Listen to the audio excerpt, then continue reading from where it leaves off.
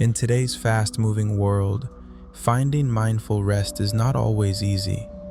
As we settle into the quiet of the night, our bodies soften, yet our minds still linger in thought. In these moments, questions often rise. What is the meaning of my life? What path am I truly walking? Where am I heading?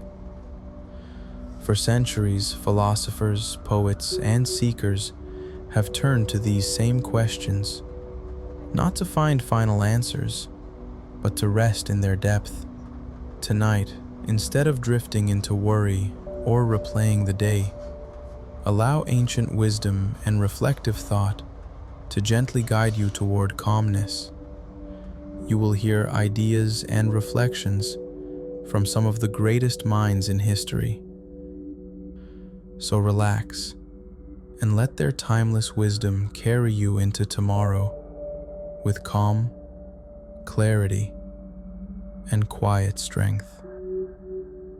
Let's begin. As we step into this night of reflection, we begin with the most ancient and enduring question of all, the one that quietly follows every human being through life. It has lived in the human heart for as long as consciousness has flickered in our minds.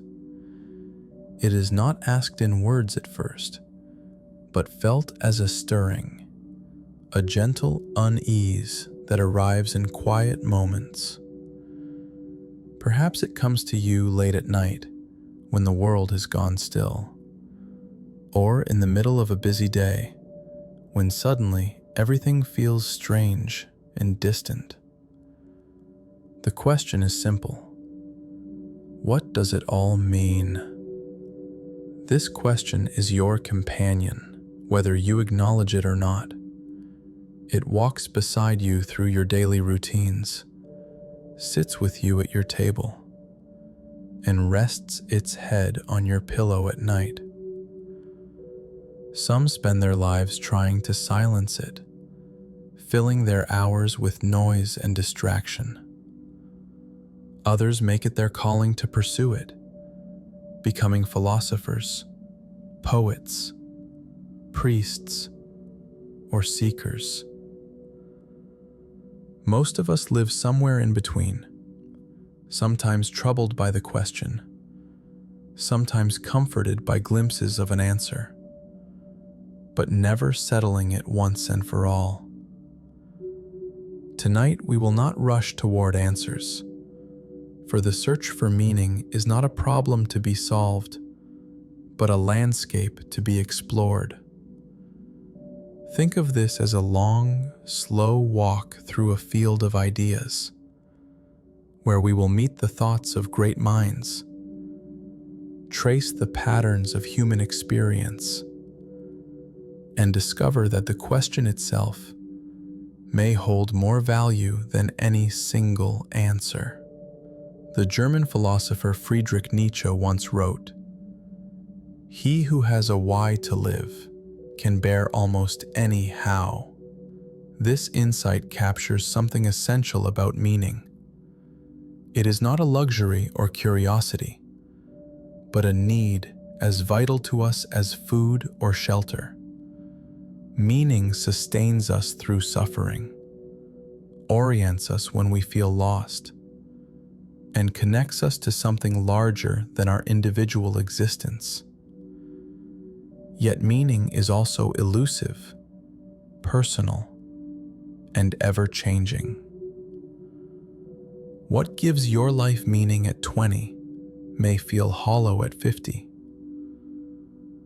What seemed meaningless in youth may later reveal itself as profoundly important.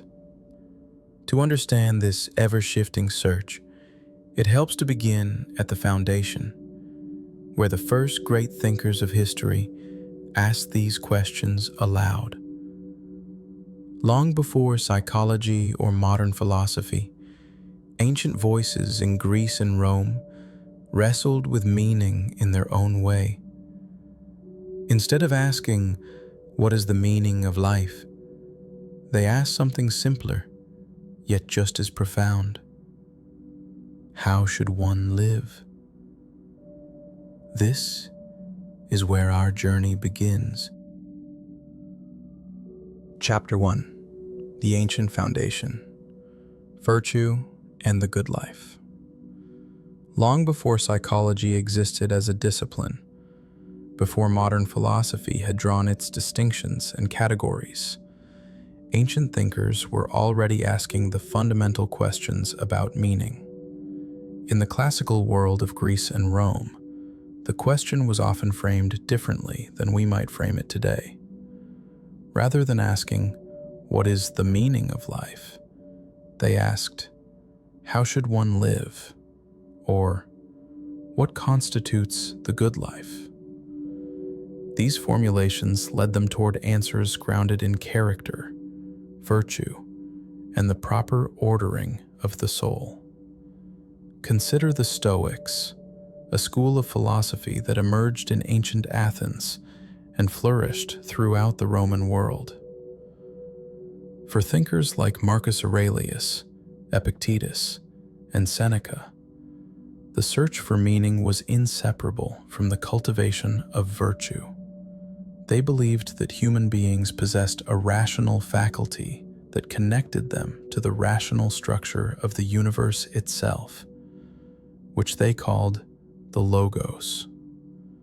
To live meaningfully was to live in accordance with nature, which meant to live rationally, virtuously, and with acceptance of things beyond one's control. Marcus Aurelius, who served as Roman emperor during challenging times, wrote his meditations not as a public treatise, but as a private journal, a series of reminders to himself about how to live well. He tells himself again and again that the universe is one living organism, that everything happens according to nature, and that his task is not to resist what comes, but to respond with wisdom and virtue. When he asks what his purpose is, he answers simply: to be rational, to be social, to contribute to the common good. Meaning, for Marcus, was not something to be found in external achievements or pleasures, but in the quality of one's character and the intentions behind one's actions. This is a radical idea that deserves our close attention. The Stoics claim that meaning does not depend on circumstances. Whether you are an emperor or a slave, whether you are healthy or sick, whether your external life is comfortable or harsh, you can live meaningfully by focusing on what is within your control: your judgments, your responses, your character. This teaching has resonated across centuries because it offers a kind of freedom. If meaning is found in virtue rather than in fortune, then no external event can truly rob you of a meaningful life. But what did the Stoics mean by virtue? They identified 4 cardinal virtues: wisdom, courage, justice, and temperance. Wisdom meant seeing things clearly, understanding the nature of the world and your place in it, making good judgments. Courage meant not just physical bravery, but the strength to act according to your principles, even when it is difficult or frightening. Justice meant treating others fairly, contributing to the common good, recognizing the web of mutual obligation that connects all people. Temperance meant moderation, self-control, the ability to manage your desires and emotions rather than being controlled by them. Living according to these virtues was not merely a means to some other end.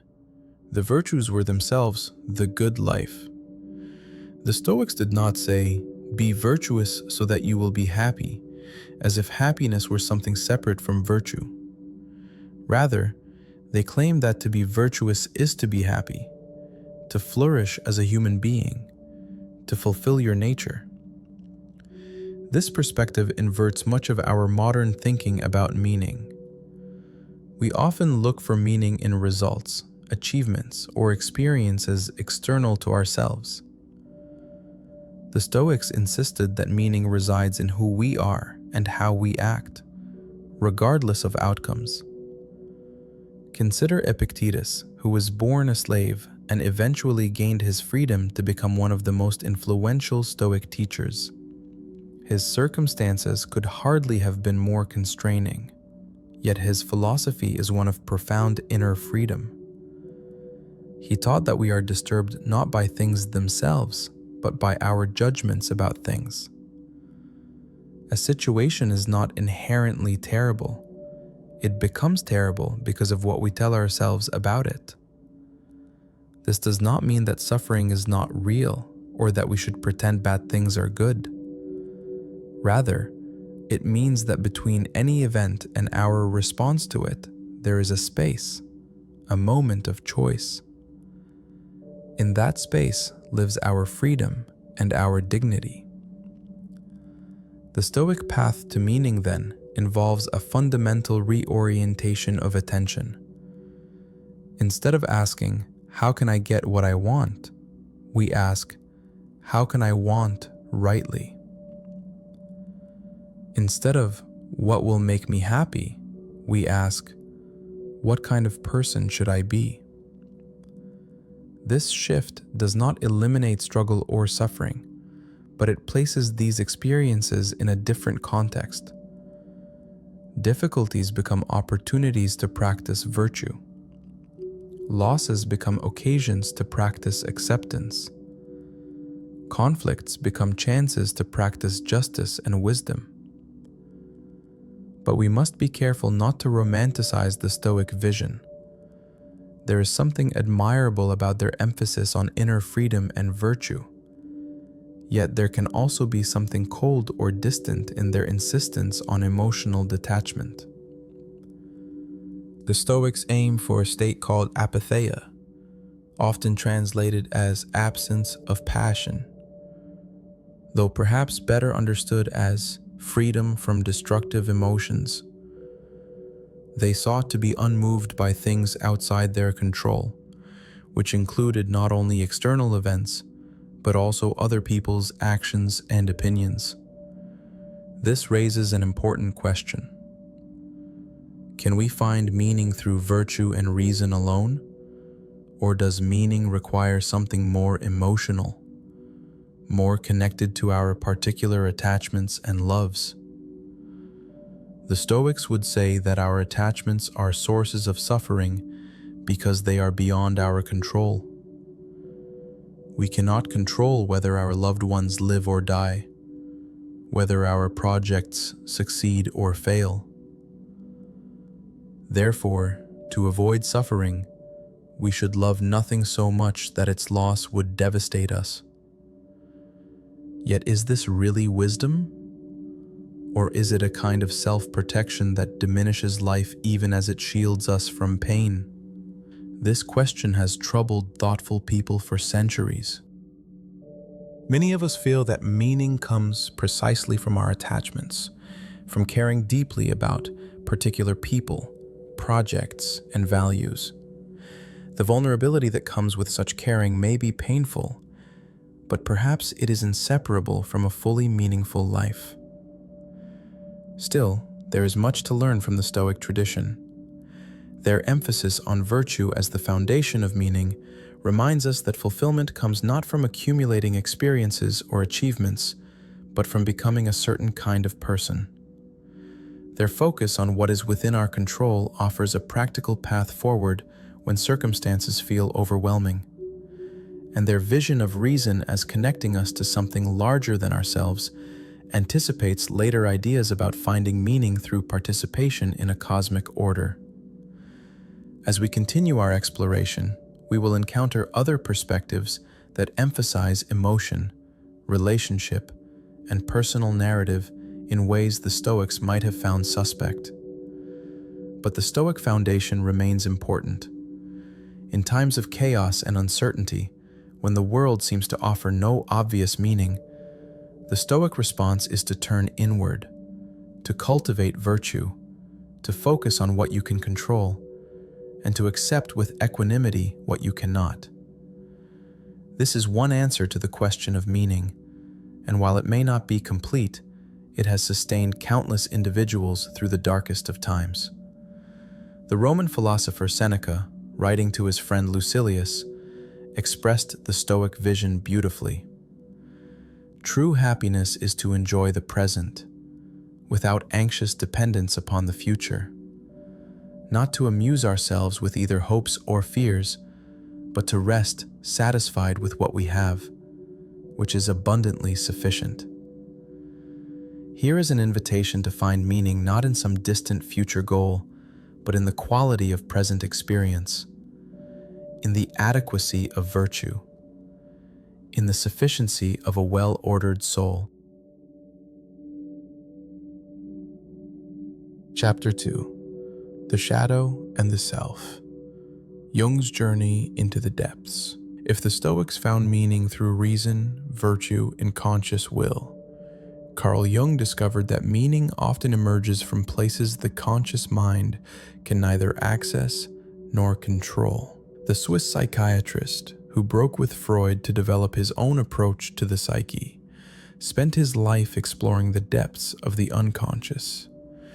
And what he found there transformed our understanding of how human beings create and discover meaning. Jung's central insight was that the psyche is far larger than consciousness.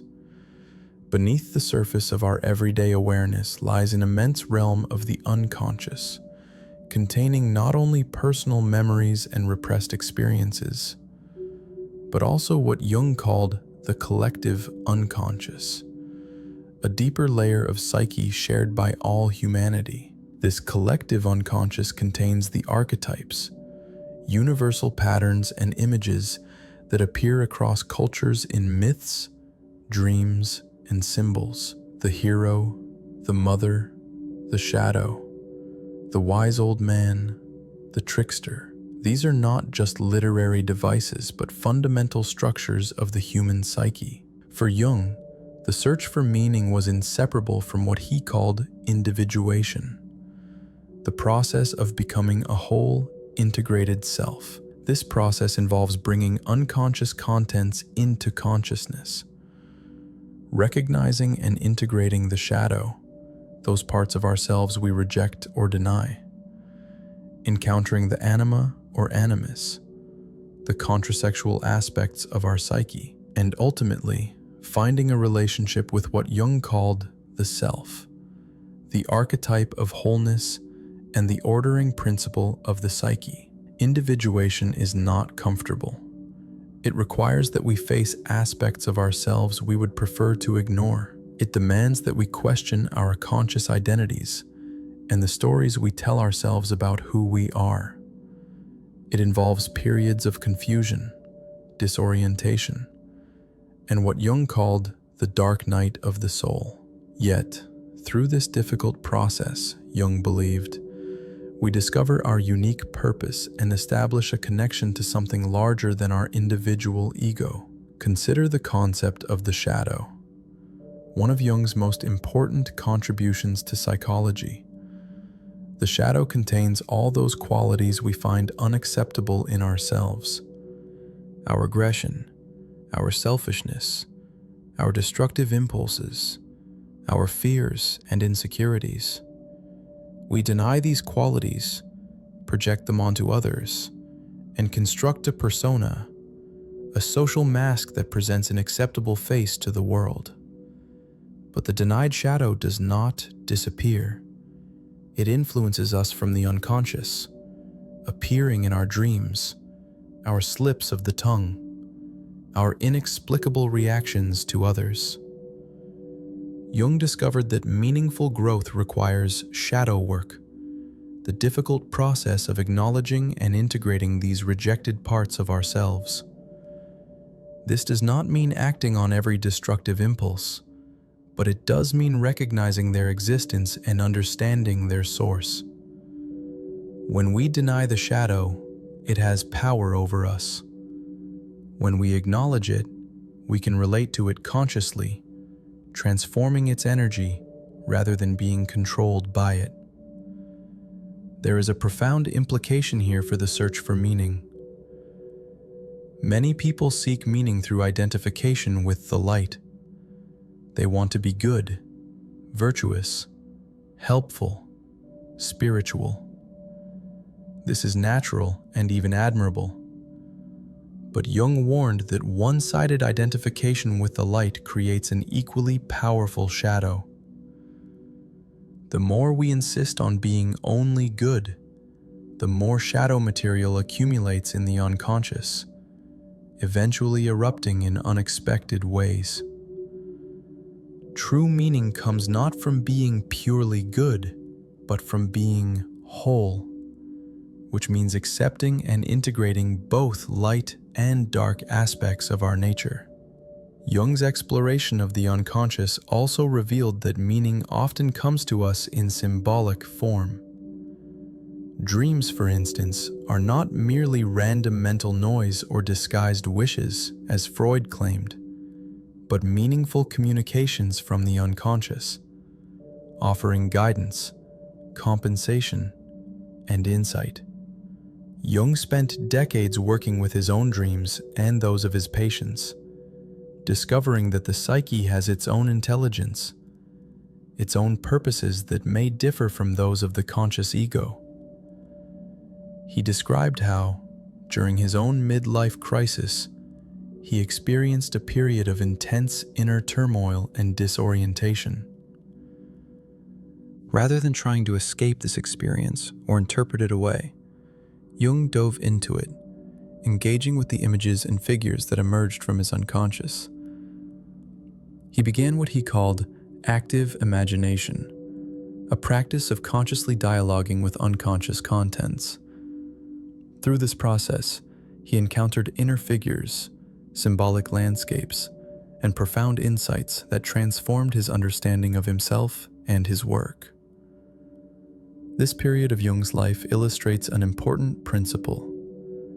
Meaning sometimes requires descent. We cannot always find meaning through effort, achievement, or positive thinking. Sometimes we must descend into confusion, darkness, and unknowing. Sometimes we must lose our current sense of meaning before a deeper meaning can emerge. This is the wisdom of myths, about journeys to the underworld, of shamanic initiations, of the dark night of the soul in mystical traditions. Meaning is not only found in ascent toward light, but also in descent into depths. Jung also emphasized the importance of finding a personal myth, a symbolic narrative that gives life coherence and direction. Modern people, he observed, often suffer from a loss of myth. Scientific rationalism has demythologized the world, leaving us with facts, but without meaning. Religious traditions that once provided mythic frameworks have lost their power for many people. The result is what Jung called meaninglessness, a specifically modern form of suffering. But Jung did not advocate simply returning to old myths or religious traditions. Rather, he encouraged individuals to discover their own myths through engagement with the unconscious. By attending to dreams, by exploring symbols and images that resonate deeply, by recognizing the archetypal patterns in their own lives, people can discover a personal mythology that connects them to the collective wisdom of humanity while remaining authentic to their individual nature. This brings us to one of Jung's most important insights about meaning. It is not created entirely by the ego, nor discovered entirely outside the self. Rather, meaning emerges through a relationship between consciousness and the unconscious, between ego and self.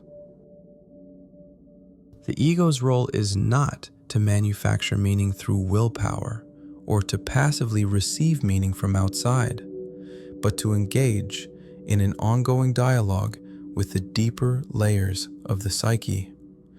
Jung described this as a relationship between two centers of the personality: the ego, the center of consciousness, and the self, the center of the total psyche, conscious and unconscious. When the ego tries to be the only center, when it claims total control and understanding, the result is inflation, a pathological overestimation of one's own importance.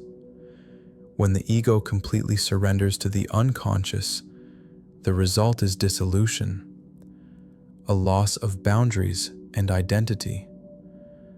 Meaning comes from maintaining a relationship between these two, from what Jung called the ego-self axis.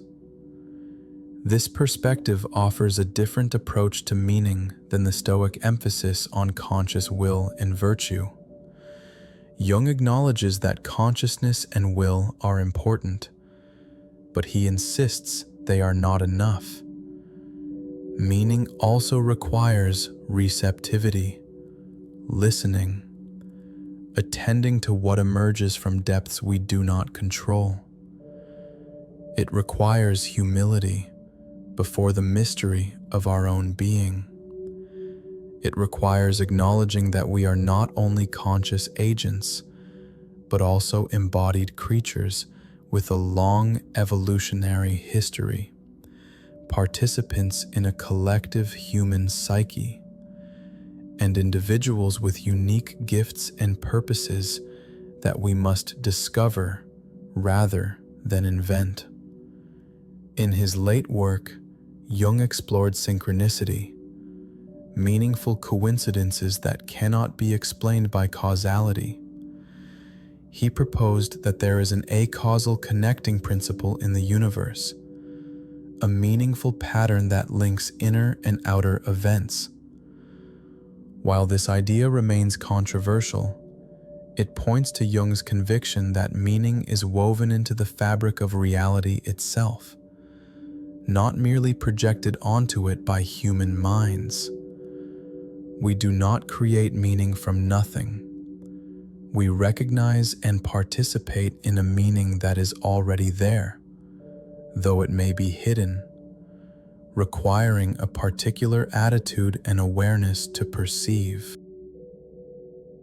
As we reflect on Jung's contribution to the search for meaning, we find a path that is neither purely rational nor purely spiritual, but deeply psychological. Meaning emerges through self-knowledge, through honest confrontation with all aspects of ourselves, through dialogue with the unconscious, through engagement with symbols and myths, and through the difficult, lifelong process of becoming whole. This is not a comfortable path, but Jung believed it is the authentic one, the path that leads to genuine individuation and the discovery of one's unique place in the larger pattern of existence. Chapter 3: The Courage to Create Your Own Meaning. In the middle of the 19th century, a declaration was made that would echo through philosophy and culture for generations to come. God is dead. These words, spoken by Friedrich Nietzsche through his character Zarathustra, were not a simple statement of atheism, but a diagnosis of European civilization. The traditional sources of meaning, religious faith, moral absolutes, cosmic purpose, were losing their power. The sacred canopy that had sheltered humanity for millennia was dissolving, leaving people exposed to a vast, indifferent universe without inherent meaning or purpose. For many thinkers, this was cause for despair.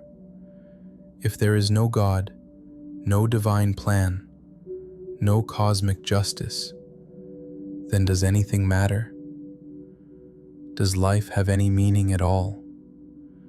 But for Nietzsche and the existentialist philosophers who followed him, the death of God was not only a crisis, but also an opportunity. If meaning is not given by God or by the nature of the universe, then we are free, and obligated to create our own meaning. This is the existentialist insight that transformed modern thought. Existence precedes essence. There is no fixed human nature, no predetermined purpose waiting to be discovered. We are thrown into existence without instruction manual or blueprint, and we must decide for ourselves what to make of our lives. This is both terrifying and exhilarating. Terrifying because it means we cannot escape responsibility by blaming God, fate, or human nature for our choices. Exhilarating because it means we are radically free to create ourselves and our values.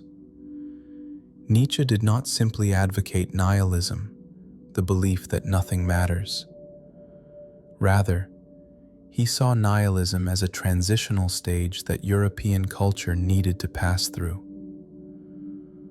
Once the old values based on religious authority had collapsed, there would be a period of disorientation and despair. But ultimately, Nietzsche believed, humanity could create new values, more honest and life-affirming values, rooted not in supernatural beliefs, but in the realities of embodied, earthly existence. He introduced the concept of the Übermensch, often translated as overman or superman, though perhaps better understood as the human who overcomes. The Übermensch is not a biological category, but an ideal, representing the individual who has successfully created their own values, who says yes to life in all its aspects, who transforms suffering and difficulty into strength and creativity. This figure stands in contrast to what Nietzsche called the last man, the comfortable, risk-averse individual who seeks only security and pleasure, who has stopped growing and striving. For Nietzsche, life itself provided the standard for value.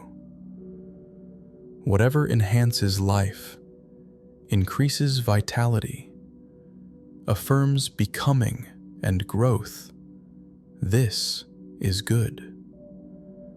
Whatever diminishes life, promotes weakness, denies the body, resents existence, this is bad. He called this perspective life affirmation, and he contrasted it with what he saw as the life-denying values of traditional Christianity, which he believed devalued the earthly world in favor of an imagined afterlife. Central to Nietzsche's philosophy is the concept of amor fati, love of fate. This means not merely accepting, but actively loving everything that happens, including suffering, loss, and difficulty. Nietzsche imagined a thought experiment he called eternal recurrence. What if you had to live your entire life over again, exactly as it was, infinite times? Could you embrace that? Would you change anything? For Nietzsche, the goal was to live in such a way that you could affirm eternal recurrence, that you could say yes to your life, exactly as it is and has been. This is a demanding standard, far more demanding than conventional morality. It asks not merely that you follow rules or do your duty, but that you so fully embrace your existence that you would willingly repeat every moment of it forever. This requires a profound acceptance of yourself, including your failures and sufferings, and a commitment to creating meaning even in the darkest circumstances. The existentialist philosophers of the 20th century developed these themes further. Jean-Paul Sartre emphasized the radical freedom and responsibility of human existence. "We are," he said, "condemned to be free. We cannot escape choosing. Even refusing to choose is a choice. And we are responsible for our choices. Not in the sense of being guilty, but in the sense that our choices define who we are. There is no fixed self behind your actions. You are nothing but the sum of your choices and actions."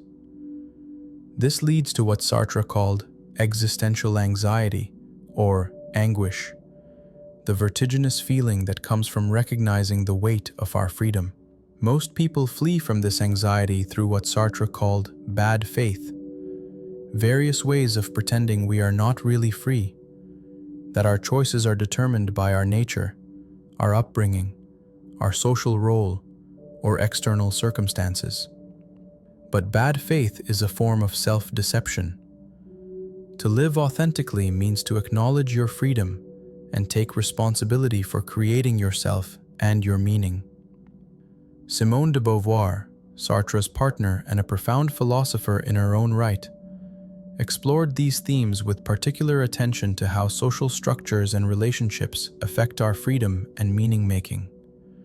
In her groundbreaking work on women's oppression, she showed how people can be systematically denied the freedom to create their own meaning, relegated to subordinate roles that others have defined for them. True meaning, she argued, requires both individual freedom and recognition by others. We create meaning not in isolation, but through our projects and relationships in the world. Albert Camus approached the problem of meaning from a slightly different angle. He posed what he called the fundamental question of philosophy: why not commit suicide? If life has no inherent meaning, if the universe is absurd and indifferent to our existence, why continue? But Camus rejected suicide as an answer. Instead, he advocated what he called revolt, a defiant determination to create meaning and beauty in the face of absurdity. Camus illustrated this with the myth of Sisyphus, the figure from Greek mythology condemned to push a boulder up a mountain forever, only to have it roll back down each time he reaches the top. Camus imagined Sisyphus happy. Why? Because Sisyphus has accepted his fate and made it his own.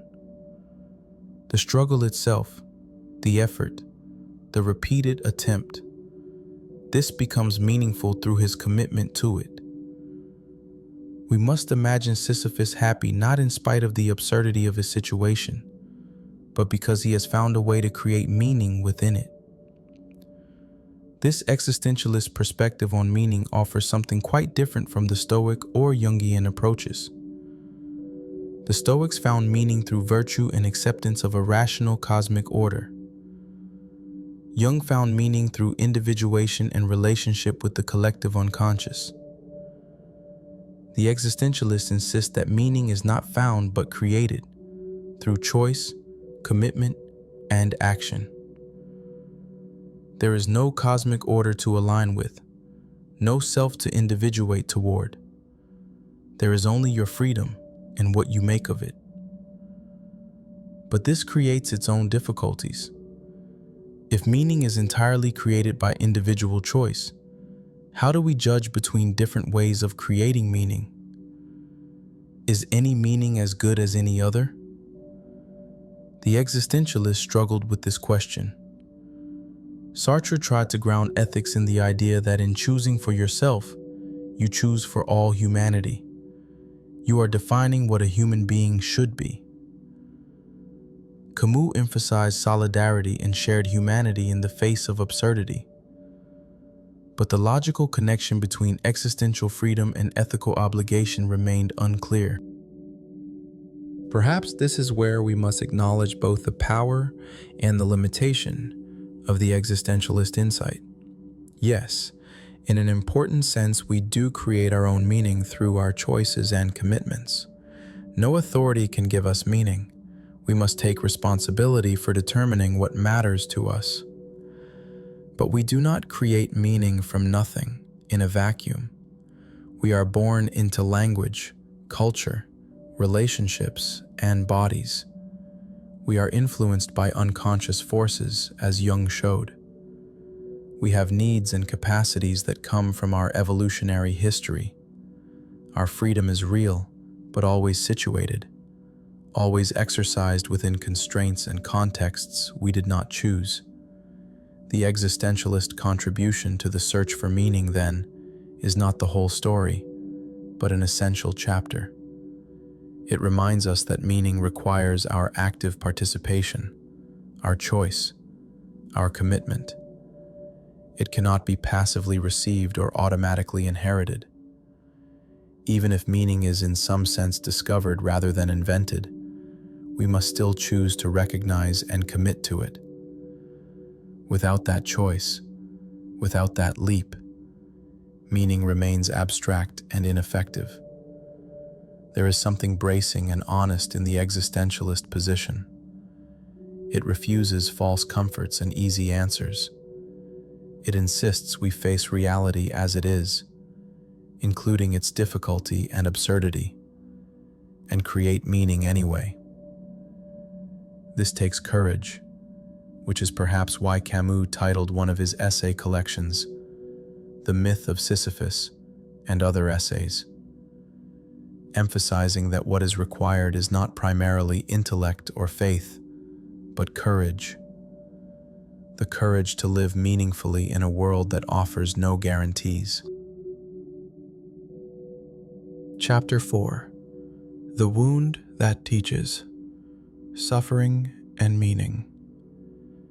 There is a dimension of meaning that we have not yet fully explored, though it has been present beneath the surface of our discussion. The relationship between suffering and meaning. Every philosophical or psychological approach to meaning must eventually confront this relationship, for suffering is an inescapable part of human existence, and how we understand suffering shapes how we understand meaning itself. Some approaches to meaning try to transcend or eliminate suffering. They promise that if you think correctly, act virtuously, or achieve enlightenment, suffering will cease or become irrelevant. But there is another perspective, represented by thinkers from ancient times to the present, that sees suffering not as something to be eliminated, but as something that can be transformed, that can even serve as a source or catalyst for meaning. Viktor Frankl, an Austrian psychiatrist who survived the Nazi concentration camps, developed what he called logotherapy, a therapeutic approach centered on the search for meaning. His experiences in the camps convinced him that meaning is the primary motivational force in human life, even more fundamental than the pursuit of pleasure or power. He observed that those prisoners who survived were not necessarily the youngest, strongest, or healthiest, but those who had something to live for, some meaning that sustained them through unimaginable suffering. Frankl distinguished between different types of meaning. There is the meaning we create through our work and achievements, through our creations and contributions. There is the meaning we find in love and relationships, in caring for others and being cared for. But there is also, crucially, the meaning we can find even in suffering itself, when suffering is unavoidable. This third source of meaning is perhaps the most important, for it means that no situation is completely devoid of meaning, no suffering so total that it destroys all possibility of a meaningful response. The key question is not whether we suffer, we will, but how we respond to suffering. Frankl quotes Nietzsche approvingly, "He who has a why to live can bear almost any how." But he goes further, suggesting that sometimes suffering itself provides the why. When we are called to face difficulty with dignity, to endure pain without becoming bitter, to maintain our humanity in dehumanizing circumstances, we discover a meaning that transcends the suffering even while being inseparable from it. This is not to glorify suffering or to suggest that we should seek it out. Frankl is clear that when suffering can be eliminated or reduced, we should do so. But when suffering is unavoidable, when we face illness, loss, or circumstances beyond our control, then the question becomes, what attitude will I take toward this? How will I respond? And in that question lies a profound source of meaning and dignity. The relationship between suffering and meaning appears throughout wisdom traditions. In Buddhism, the first noble truth is that life involves suffering or dissatisfaction. But Buddhism does not stop there. It traces the causes of suffering and offers a path toward its cessation. Yet even the Buddhist path acknowledges that growth involves difficulty. The very practice of meditation can be painful as we confront the restless, grasping nature of our minds. Insight often comes through uncomfortable confrontation with reality, as it is, rather than as we wish it to be. Christian mysticism speaks of the dark night of the soul, a period of spiritual desolation that saints and mystics pass through on their way to deeper union with God. In this dark night, all previous sources of meaning and consolation are stripped away. The devotee feels abandoned, lost, without purpose. Yet the mystics insist this darkness is not an obstacle to meaning, but a necessary passage toward a more profound encounter with the divine. The stripping away is itself the path. We find similar ideas in shamanic initiation rites across cultures. The would-be shaman often undergoes a period of severe illness, dismemberment in visions, symbolic death. They are broken down before being reconstituted with new powers and insights. The wound, whether physical, psychological, or spiritual, becomes the source of healing power. The wounded healer is a recurring archetype because there is something about having suffered and survived that creates capacity for helping others. Jung wrote extensively about the relationship between woundedness and meaning. He believed that psychological symptoms, including neuroses and even some forms of psychosis, often represented the psyche's attempt to heal itself, to bring unconscious contents into consciousness. What appears as pathology might be, from another perspective, a meaningful process of transformation that has gone awry or gotten stuck. The task of therapy is not necessarily to eliminate the symptom, but to understand its meaning and facilitate the transformation it is trying to accomplish. This perspective invites a radical reorientation toward our own suffering. Instead of seeing psychological pain as simply a problem to be fixed, we might ask what it is trying to tell us. What aspect of our life needs attention? What are we avoiding or denying? What transformation is struggling to occur? This does not mean that psychological suffering should not be treated, or that medication and therapy are inappropriate. It means that alongside symptom relief, we might also seek to understand the meaning embedded in our difficulties. There is a danger in this perspective that must be acknowledged. It can slide into romanticizing suffering or justifying the suffering of others. If suffering produces meaning, should we not alleviate it? Are those who suffer somehow privileged in their access to meaning? These questions touch on deep ethical issues. It is one thing to say that I can find meaning in my own suffering. It is quite another to suggest that others should suffer for the sake of meaning, or that their suffering is somehow good for them. The appropriate position seems to be this: suffering is not good in itself and should be reduced when possible. However, since some suffering is inevitable and unavoidable, the question of how to respond to it becomes crucial. And in responding to suffering with courage, dignity, and wisdom, we can discover a kind of meaning that might not be available otherwise. This is not to say that suffering is necessary for meaning. Clearly, people can find profound meaning in joy, love, and creativity without suffering.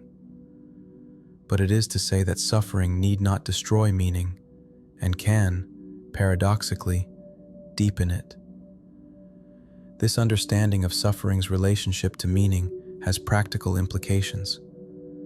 It suggests that we need not wait for ideal circumstances to live meaningfully. We need not postpone meaning until we are successful, healthy, or free from problems. Meaning is available in every circumstance, including difficult ones. This is perhaps why Frankl's message has resonated so powerfully. It offers a kind of unconditional meaning that does not depend on things going well. It also suggests that our culture's emphasis on eliminating all discomfort and maximizing pleasure may actually undermine meaning. If we see suffering as nothing but a problem to be solved, if we medicate every unpleasant feeling and avoid every difficult situation, we may be cutting ourselves off from important sources of growth and meaning.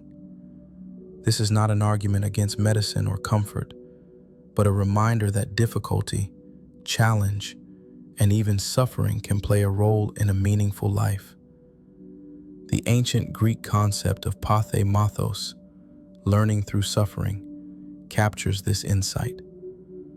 Some kinds of knowledge and wisdom cannot be acquired through study or intellectual understanding, but only through lived experience of difficulty. Compassion, for instance, grows from having suffered and recognizing that suffering in others. Courage is developed by facing what frightens us. Resilience emerges from surviving hardship.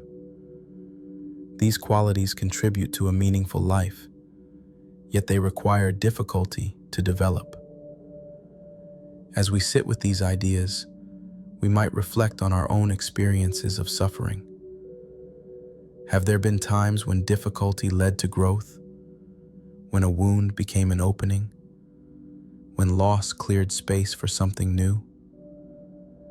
This is not to say that we should be grateful for suffering or seek it out, but perhaps we can recognize that our hardships have not been entirely meaningless, that they have contributed to who we are, that they have taught us something we might not have learned otherwise.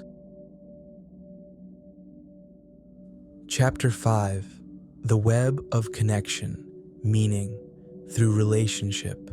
Thus far, we have explored meaning through individual virtue, through psychological depth, through existential choice, and through the transformation of suffering. But there is another dimension of meaning that cannot be understood purely through individual experience. The meaning that emerges through our connections with others and with the larger web of life. Human beings are not isolated individuals, but fundamentally relational creatures. We are born helpless, completely dependent on others for survival. We develop language, thought, and self-awareness through relationship. Our identities are shaped by our interactions, our sense of meaning influenced by how we are seen and recognized by others. Even the most solitary hermit carries within them the internalized voices of parents, teachers, culture, other people who have shaped their inner world. Martin Buber, the Jewish philosopher, made relationship central to his philosophy. He distinguished between what he called I-it relationships and I-thou relationships. In an I-it relationship, we relate to another person or thing as an object, something to be used, categorized, or manipulated. This mode is necessary and unavoidable in much of daily life. When we buy groceries, follow traffic rules, or complete work tasks, we engage in I-it relating. But Buber argued that genuine meaning emerges only in I-thou relationships, where we encounter the other as a whole being in their full presence and mystery. Research on happiness and well-being consistently finds that the quality of our relationships is one of the strongest predictors of life satisfaction. The Harvard study of adult development, which followed men for over 80 years, found that close relationships, more than money or fame, keep people happy throughout their lives. Those who were most satisfied in their relationships at age 50 were healthiest at age 80. The relationships protected people not only from psychological distress, but also from physical decline. As the study's director, Robert Waldinger, summarized, good relationships keep us happier and healthier. But what makes a relationship meaningful? It is not simply proximity or longevity. We can live with someone for years and yet never truly encounter them in Buber's sense. Meaningful relationships seem to require certain qualities: presence, authenticity, empathy, reciprocity. We must be willing to be seen, to let down our masks and reveal something of our true selves. We must be willing to see others, to attend to them with curiosity and care. We must be willing to be affected by others, to let them matter to us, which means accepting the vulnerability that comes with caring. This vulnerability is both the blessing and the challenge of relational meaning. When we allow others to matter to us, we open ourselves to loss, disappointment, and hurt. The more deeply we love, the more we have to lose. Some people, wounded by past relationships or afraid of future pain, close themselves off, keeping interactions superficial and controlled. But in protecting themselves from hurt, they also cut themselves off from a primary source of meaning. The existentialist philosopher Gabriel Marcel wrote about the difference between a problem and a mystery. A problem is something external to us that we can analyze and solve. A mystery is something we are involved in, something we participate in rather than stand outside of. Love, Marcel said, is a mystery rather than a problem. We cannot solve it or master it. We can only enter into it, committing ourselves without guarantees. And this commitment, this fidelity, as Marcel called it, is a profound source of meaning. To commit to another person, to say, I will be there for you, without knowing what challenges may come, is to create meaning through relationship.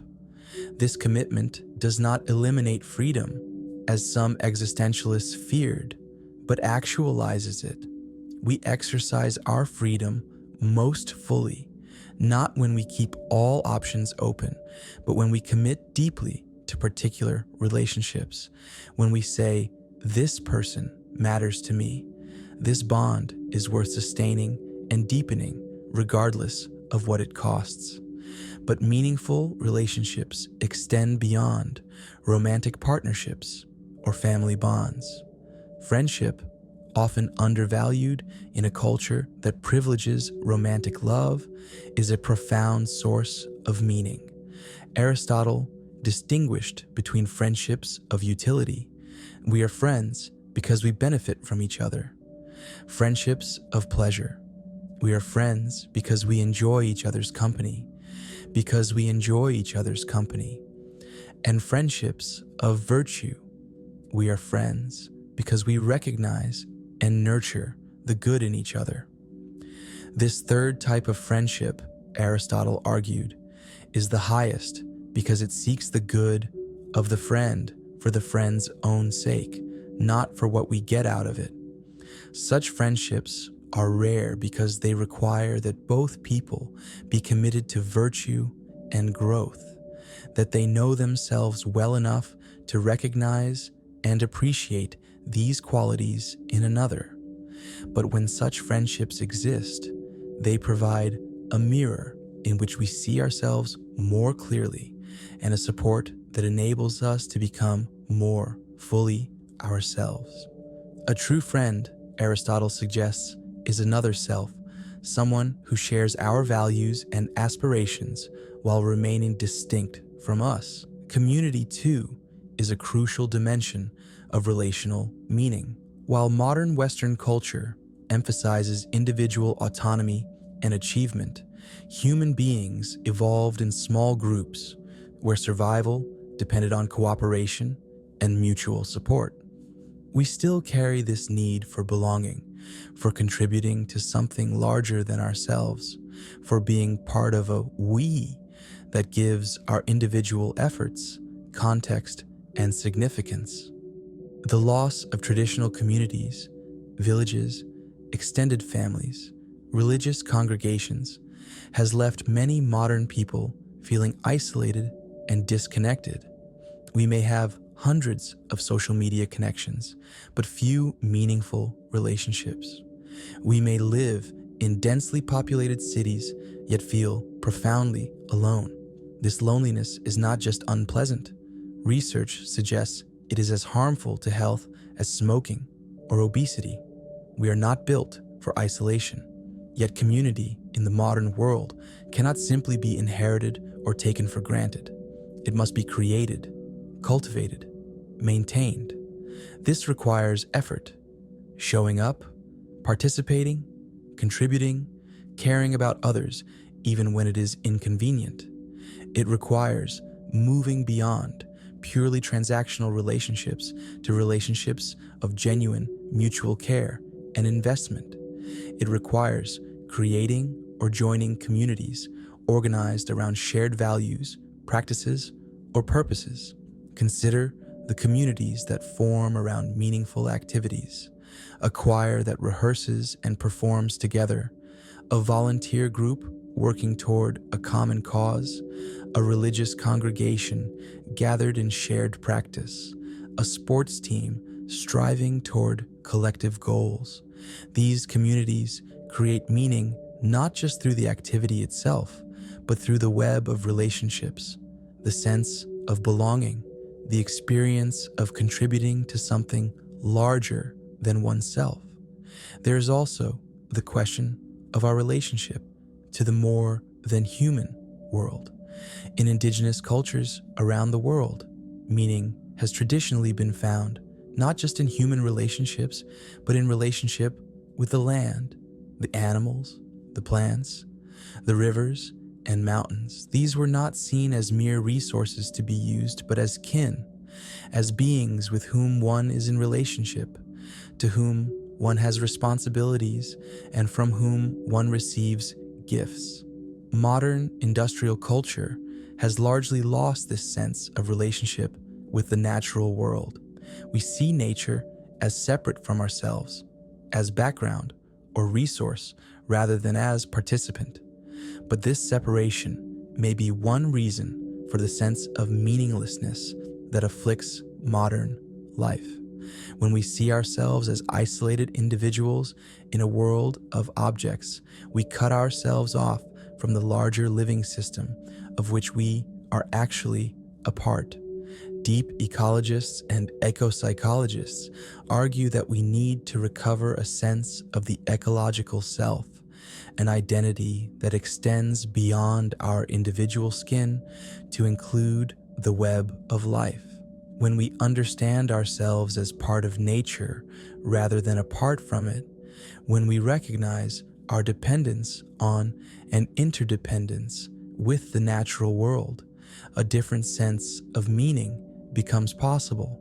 Caring for the earth is not then an optional moral duty, but an expression of caring for the larger self to which we belong. This expanded sense of relationship can be a powerful source of meaning, especially in an age of ecological crisis.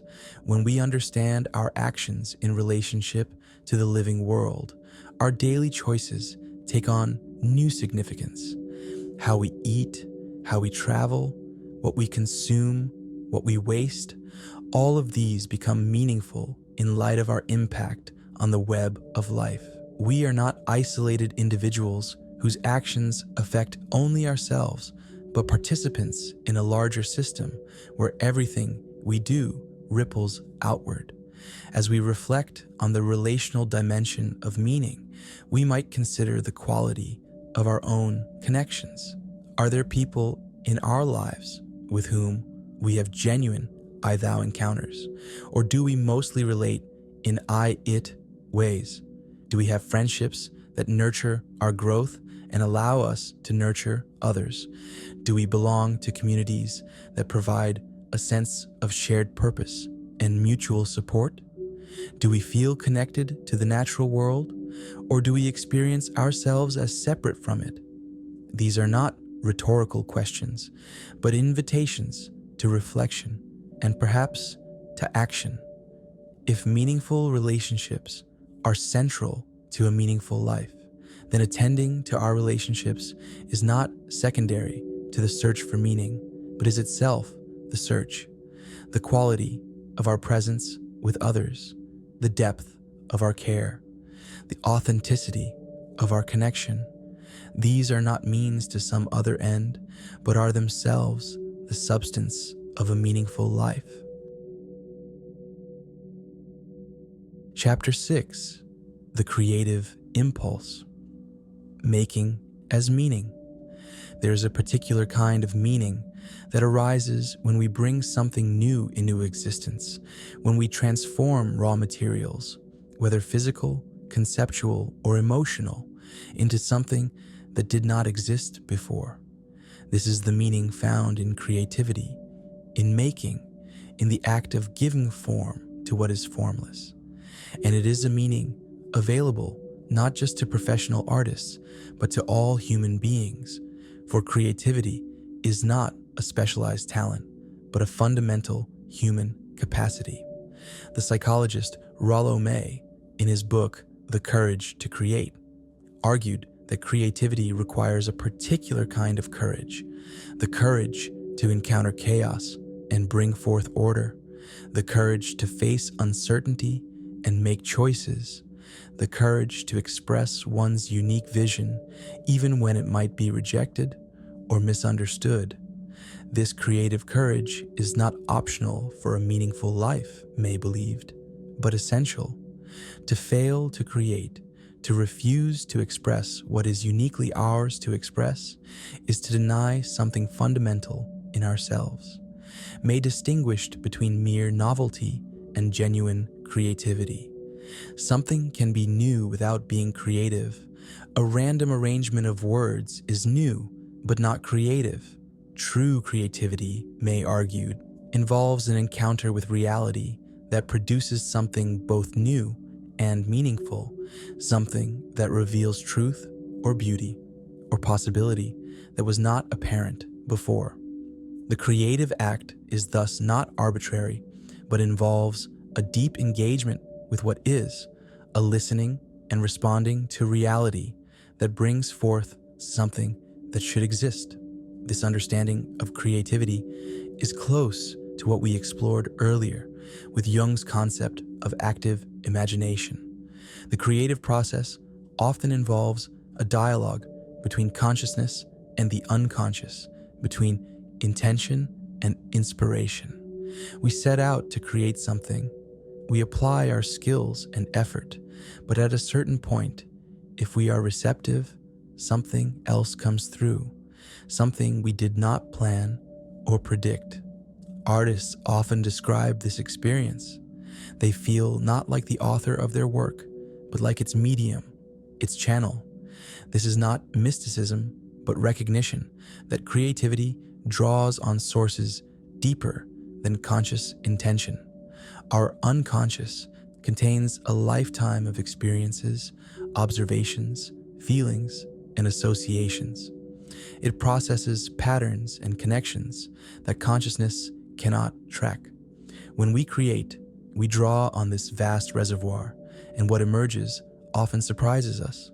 We discover what we have to say by saying it, what we have to paint by painting it, what we have to make by making it. The novelist E.M. Forster expressed this beautifully. How do I know what I think until I see what I say? Writing, like other forms of creation, is not just expression of pre-existing thoughts, but a way of thinking itself, a way of discovering what we know and feel and believe. The same is true of other creative activities.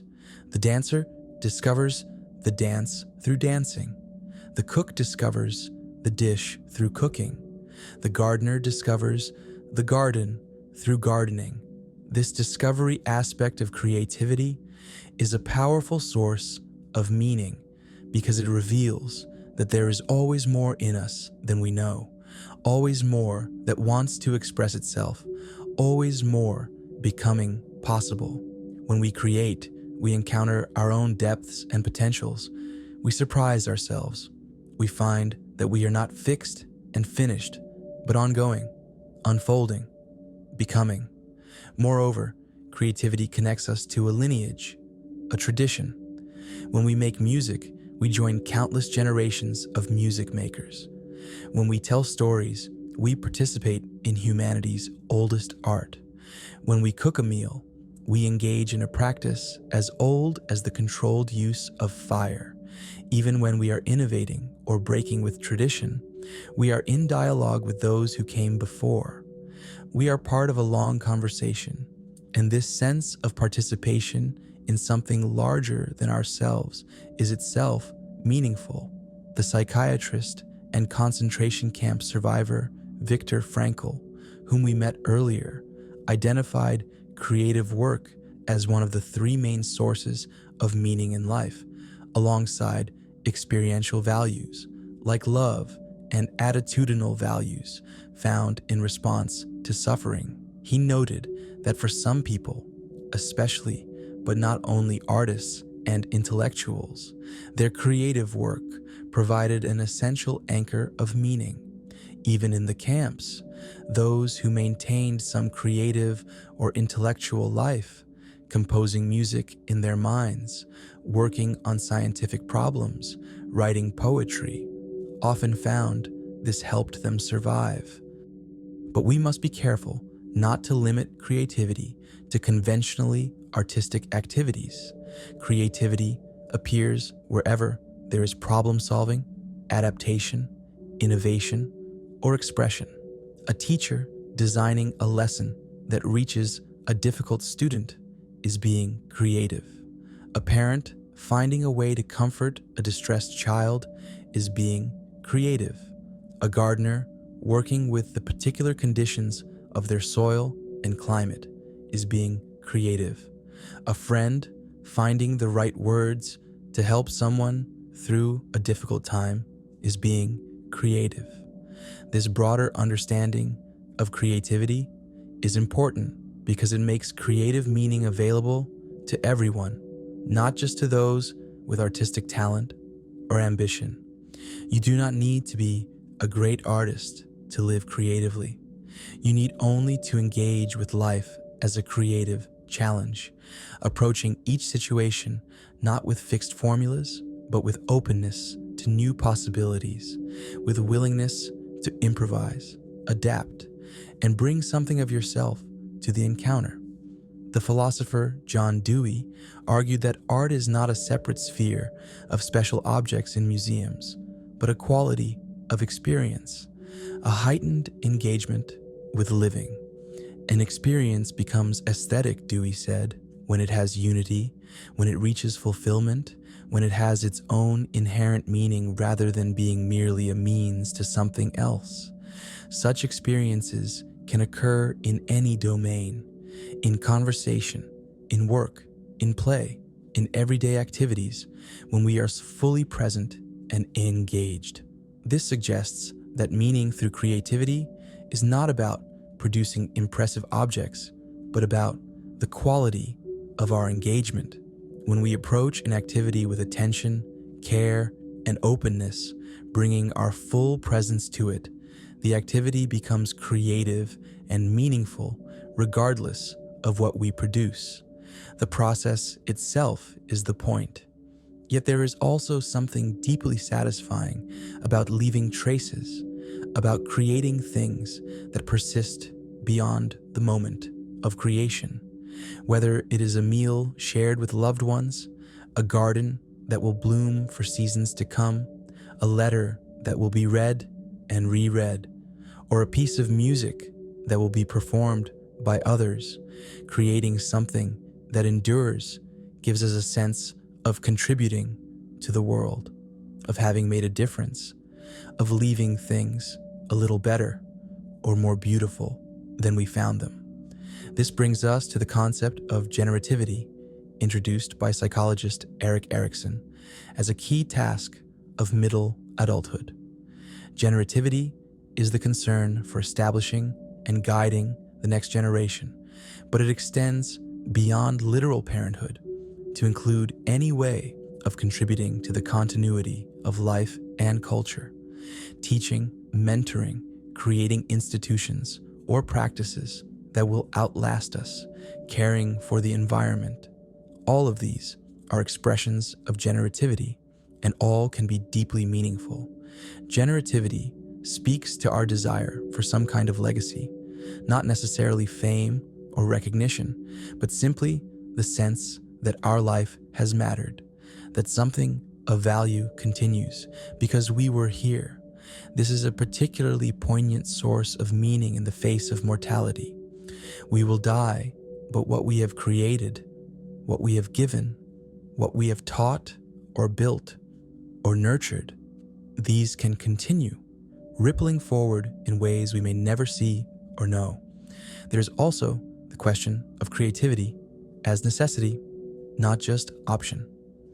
Many psychological thinkers have argued that humans have a fundamental need to create, to express, to bring their inner world into outer form. When this need is blocked or denied, psychological problems can result. We see this in people who feel trapped in work that allows no creativity, no room for individual expression or initiative. We see it in people whose circumstances prevent them from developing or using their gifts. The inability to create can be a source of suffering and meaninglessness. This suggests that part of the search for meaning involves identifying and cultivating our particular creative capacities. What are you called to make or do? What wants to be expressed through you? These questions are worth sitting with, worth exploring. The answers may not be dramatic or prestigious. You may not be called to write a novel or paint a masterpiece, but there is surely something that wants to express itself through your particular configuration of interests, skills, experiences, and circumstances. Finding and following this creative calling is not always easy. It requires time, space, and energy that modern life does not automatically provide. It may require saying no to some demands in order to say yes to your creative work. It may require courage to pursue what feels meaningful, even if it is not valued by others or does not fit conventional definitions of success or productivity. But those who do make space for creative expression often report that it becomes essential to their sense of meaning and well-being. The time spent creating is different from other time. It is not work in the sense of drudgery, though it may involve effort and discipline. It is not merely leisure or entertainment, though it may involve pleasure. It is something else, a way of being fully alive, fully present, fully oneself. As we consider creativity as a source of meaning, we might ask ourselves, what is my relationship with my own creative capacity? Do I make time and space for creative expression? Do I approach my daily activities with creative engagement, or do I move through them mechanically? What wants to be expressed through me that I have not yet given form? How might I live more creatively, bringing more of myself to what I do? Chapter 7. The Practice of Presence. Finding meaning in the moment. We have explored meaning through many lenses: virtue, depth psychology, existential choice, suffering, relationship, and creativity. Yet there is a dimension of meaning that can be easily overlooked precisely because it is so immediate, so available. The meaning found in present moment awareness itself. Much of our mental life is spent elsewhere than the present. We dwell on the past, replaying conversations, reliving experiences, rehearsing grievances. We project into the future, planning, worrying, fantasizing. Meanwhile, the present moment, the only moment we actually inhabit, slips by unnoticed. We eat without tasting, walk without feeling our footsteps, converse without really listening. We are physically present, but psychologically absent. This habitual absence from our own lives has consequences for meaning. If we are not present to our experience, how can we find meaning in it? If we are always somewhere else mentally, how can we encounter the depth and richness of what is here now? The practice of presence, of returning attention again and again to immediate experience, opens a door to a kind of meaning that is always available but rarely noticed. This is the insight at the heart of mindfulness meditation, a practice derived from Buddhist traditions but increasingly integrated into secular psychology and wellness approaches. Mindfulness means paying attention on purpose in the present moment without judgment. It is deceptively simple to describe, but challenging to practice because our minds are so accustomed to wandering, judging, narrating, and planning. When we begin to practice mindfulness, we quickly discover just how absent we usually are. We sit down to watch our breath, and within seconds, our mind is somewhere else entirely. We bring our attention back, and it wanders again. This cycle repeats endlessly. But the practice is not about achieving some state of perfect concentration. The practice is the repeated return, the gentle bringing back of attention when we notice it has wandered.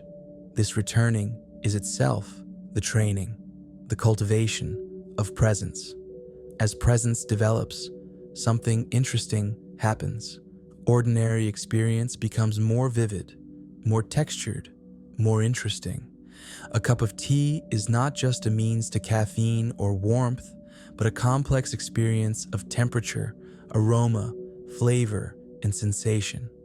A walk is not just transportation, but an encounter with movement, balance, changing visual fields, the feeling of air and ground. A conversation is not just exchange of information, but a rich interplay of tone, expression, energy, and connection. This enhanced vividness is itself a kind of meaning. To really taste your food, to really feel your body, to really see what you are looking at. This is to be alive in a fuller way, to occupy your life rather than sleepwalking through it. The Zen teacher Thich Nhat Hanh speaks of touching life deeply through mindfulness, and this phrase captures something essential. Presence allows us to make contact with reality rather than living in our thoughts about reality. But presence offers more than sensory vividness. It also provides relief from the suffering caused by our usual mode of consciousness. Much of our psychological pain comes not from present circumstances, but from our thoughts about circumstances, our judgments, comparisons, stories, and interpretations. When we are fully present, there is often less suffering than we expected. The present moment, encountered directly, is usually workable, even when it is difficult. This is not to say that presence eliminates pain. Physical pain still hurts, loss still grieves, fear still frightens. But there is a difference between pain and suffering. Pain is the direct experience. Suffering is what we add through resistance, judgment, and story. This should not be happening. I cannot bear this. This means something terrible about me or my life. These thoughts amplify and extend pain into suffering. Presence allows us to feel what we feel without the additional layer of mental resistance. The psychologist Tara Brach teaches a practice she calls radical acceptance, which involves meeting present experience exactly as it is without trying to change it, fix it, or make it go away. This does not mean passivity or resignation. It means being with what is before, deciding how to respond. Often, we try to change or escape our experience before we have fully acknowledged it, which paradoxically keeps us stuck. Acceptance creates space for change because it allows us to see clearly what is actually happening. This practice of presence connects to what the Stoics taught about focusing on what is within our control. When we are present, we can more easily distinguish between the actual situation, which may be unchangeable, and our response to the situation, which is always within our control to some degree. We cannot control what has happened or what will happen, but we can control where we place our attention right now and how we relate to what is present. Presence also changes our relationship with time. Usually, we think of time as something we never have enough of, something that is slipping away from us. We feel rushed, pressed, behind, but presence reveals that time is not something we have or lack. Time is what we are in, the dimension of experience itself. When we are present, time opens up. A few minutes of full presence can feel more substantial than hours of distracted busyness. We do not need more time. We need to inhabit the time we have. The Vietnamese monk Thich Nhat Hanh tells a story about washing dishes. Most people, he observes, wash dishes to get them clean, to get the task done so they can move on to something else, perhaps a cup of tea. But this means they are not really present to washing dishes. They are already elsewhere, anticipating the tea. As a result, they are not present to drinking tea either, because then they will be thinking about what comes next. They are never actually present to any moment of their life. The practice Thich Nhat Hanh suggests is to wash dishes, to be fully present to the experience of washing dishes, the warmth of the water, the feel of the plates, the sound of the running water. When washing dishes becomes fully real to you, it can be as meaningful as anything else. And then, when you drink tea fully. And that moment too is complete in itself. This teaching points to something radical about meaning. It does not depend on doing special things, but on the quality of presence we bring to whatever we are doing. Anything can be meaningful if we are fully present to it. Nothing is meaningful if we are absent. This is why some people find profound meaning in very simple lives and others feel empty despite extraordinary achievements. The difference is not in circumstances, but in presence. Presence also affects our relationships.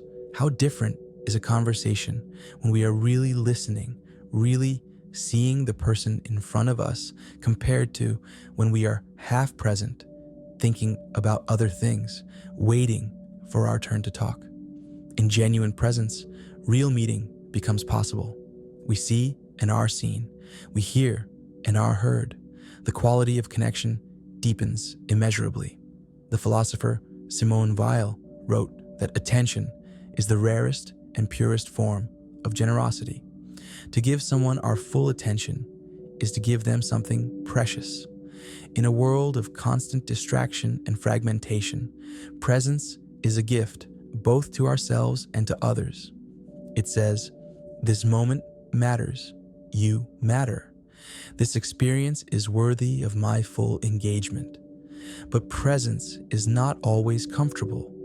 When we stop distracting ourselves and actually pay attention to our experience, we may discover uncomfortable feelings we have been avoiding: anxiety, sadness, loneliness, restlessness. These can surface when we stop running. This is partly why we resist presence, why we fill every moment with noise and stimulation. Presence requires courage because it means feeling what we feel, including what is painful. Yet there is something freeing about this willingness to be present, even to difficulty.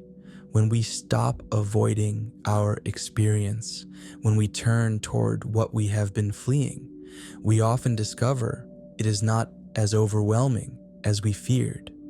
We can be with anxiety without being destroyed by it. We can feel sadness without being consumed by it. And in being with these experiences, rather than fighting them, they often shift, move, and transform. This is related to what Jung meant by integration. The parts of ourselves we reject or deny do not disappear, but influence us from the shadows. When we bring presence to all aspects of our experience, including the uncomfortable parts, we reclaim energy that was being used for avoidance and resistance. We become more whole. Presence also reveals the interconnectedness of all things. When we pay close attention to our experience, we begin to notice that nothing exists in isolation. This breath depends on air, which depends on plants, which depend on soil and sun. This body depends on food, which depends on countless beings and processes. This thought depends on language, which depends on culture, which depends on generations of human interaction. Everything is interdependent, and presence allows us to perceive this web of relationships. This perception of interconnection can itself be a source of meaning.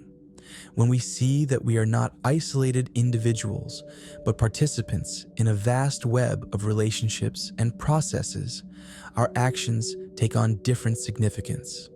We are not separate from the world, but part of it.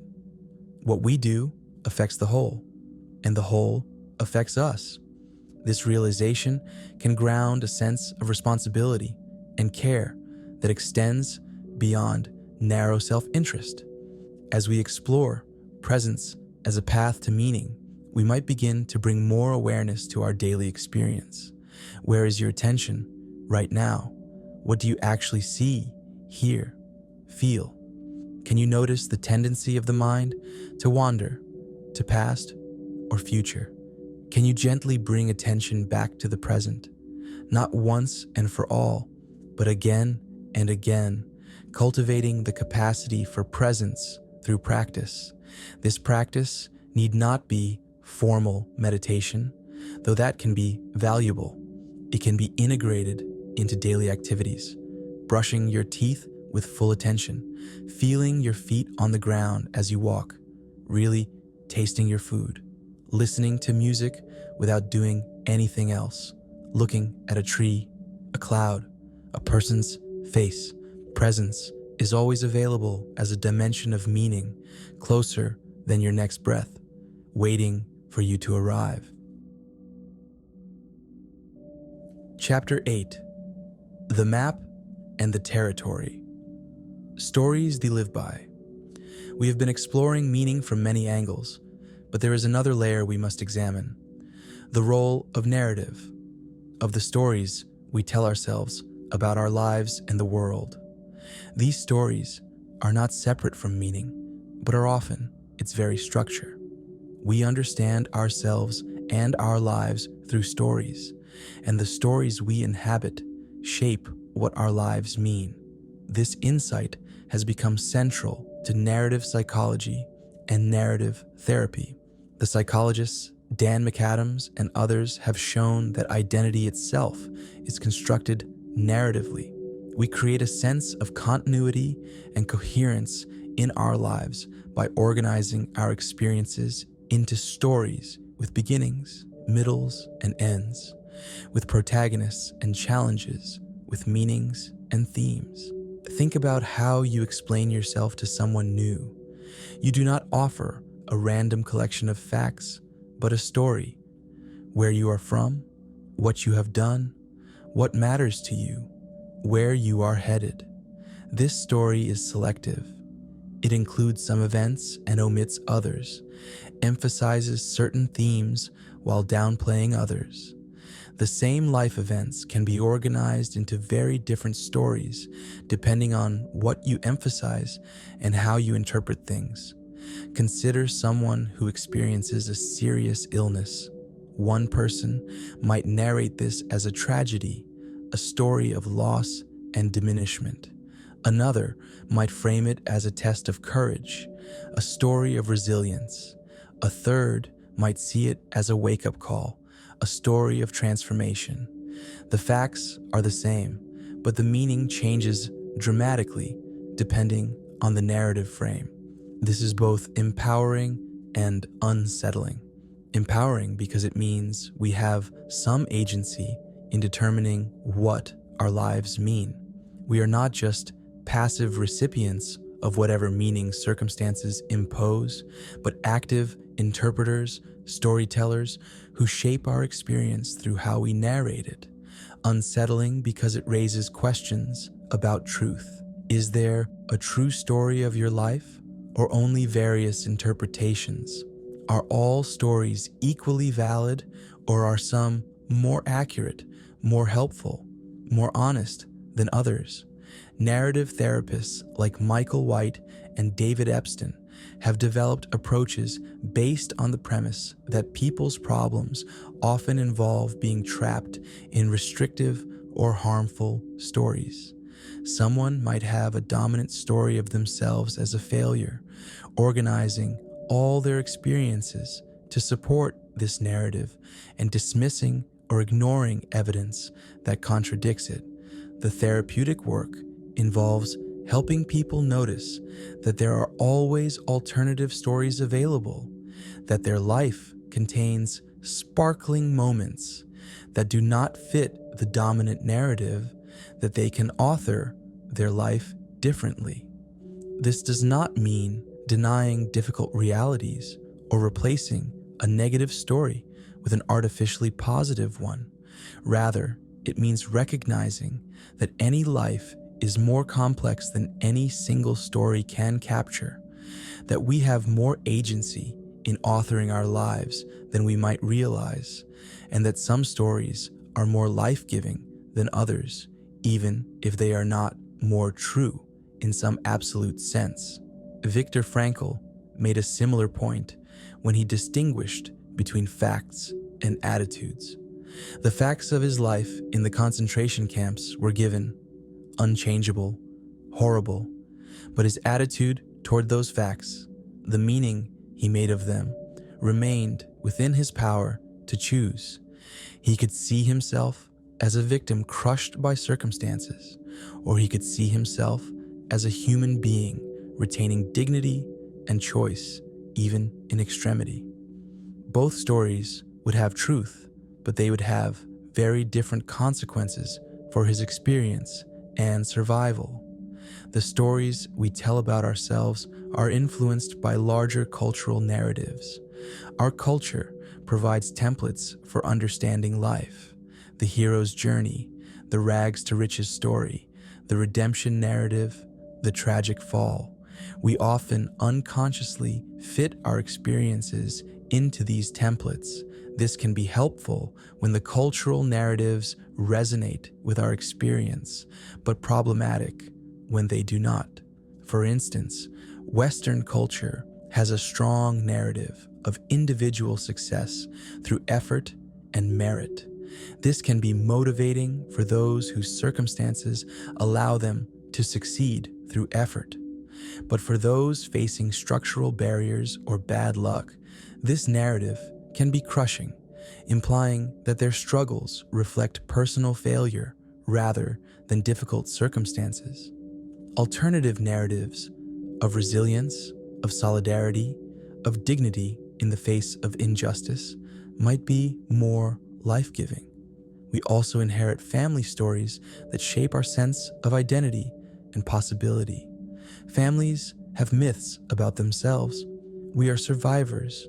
We are cursed with bad luck. We are creative. We cannot trust outsiders. These stories are passed down across generations, often unconsciously, shaping what seems possible or inevitable. Part of growing up involves examining these inherited narratives and deciding which to keep, which to revise, and which to reject. The psychologist Dan McAdams has identified several common themes in the life stories that Americans tell. Some people organize their narratives around themes of agency. They are agents actively shaping their lives. Others emphasize communion. Connection with others is central. Some have contamination sequences where good situations turn bad. Others have redemption sequences where suffering leads to growth. These narrative patterns influence well-being and life choices. Particularly interesting is McAdams's finding that generative adults, those who are productive and caring toward the next generation, often have what he calls commitment stories.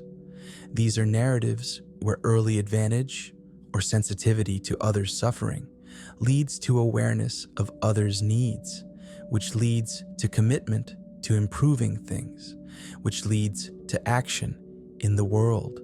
This narrative pattern helps sustain meaningful engagement over the long term. But narratives can also trap us.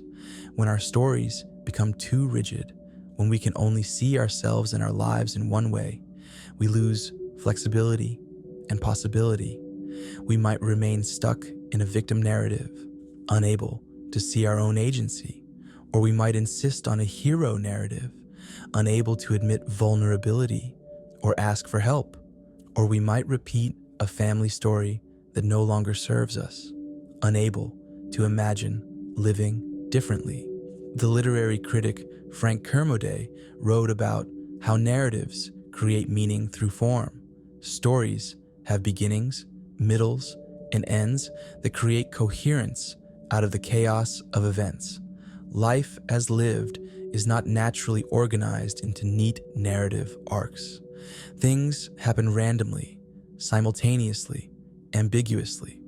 But when we create a story, we select, sequence, and interpret events to create a pattern that makes sense. The ending of a story retrospectively determines the meaning of everything that came before. This raises a fascinating question. What if we are always in the middle of our story, never at the end? How can we know what anything means if we do not know how the story will end? An experience that seems tragic now might look different in retrospect. What seems like a failure might prove to be a necessary redirection. What feels meaningless in the moment might fit into a larger pattern we cannot yet see. This suggests a certain humility about meaning making. We narrate our lives provisionally, knowing that the meaning may shift as more chapters unfold. We hold our stories lightly, open to revision as we gain new perspective.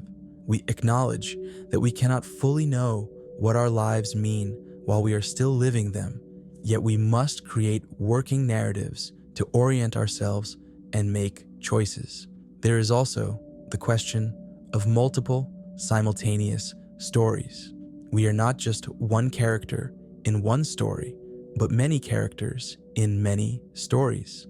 You are the protagonist of your own story, but you are also a supporting character in the stories of your friends, your family, your colleagues. You participate in the larger stories of your community, your nation, your historical moment.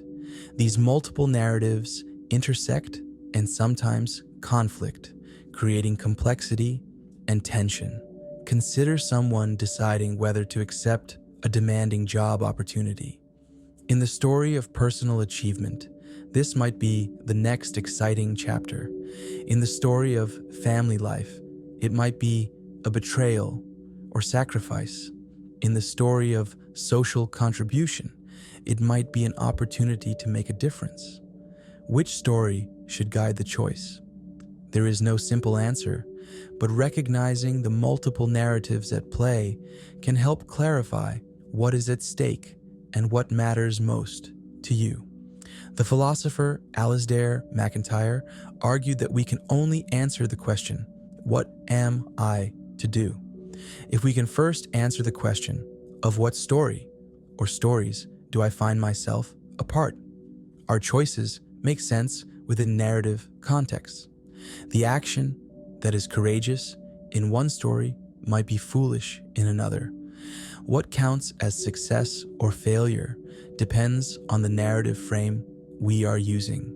MacIntyre also emphasized that narratives are not purely individual, but are embedded in communities and traditions. We inherit narratives from our culture and communities, and our individual stories unfold within these larger narratives.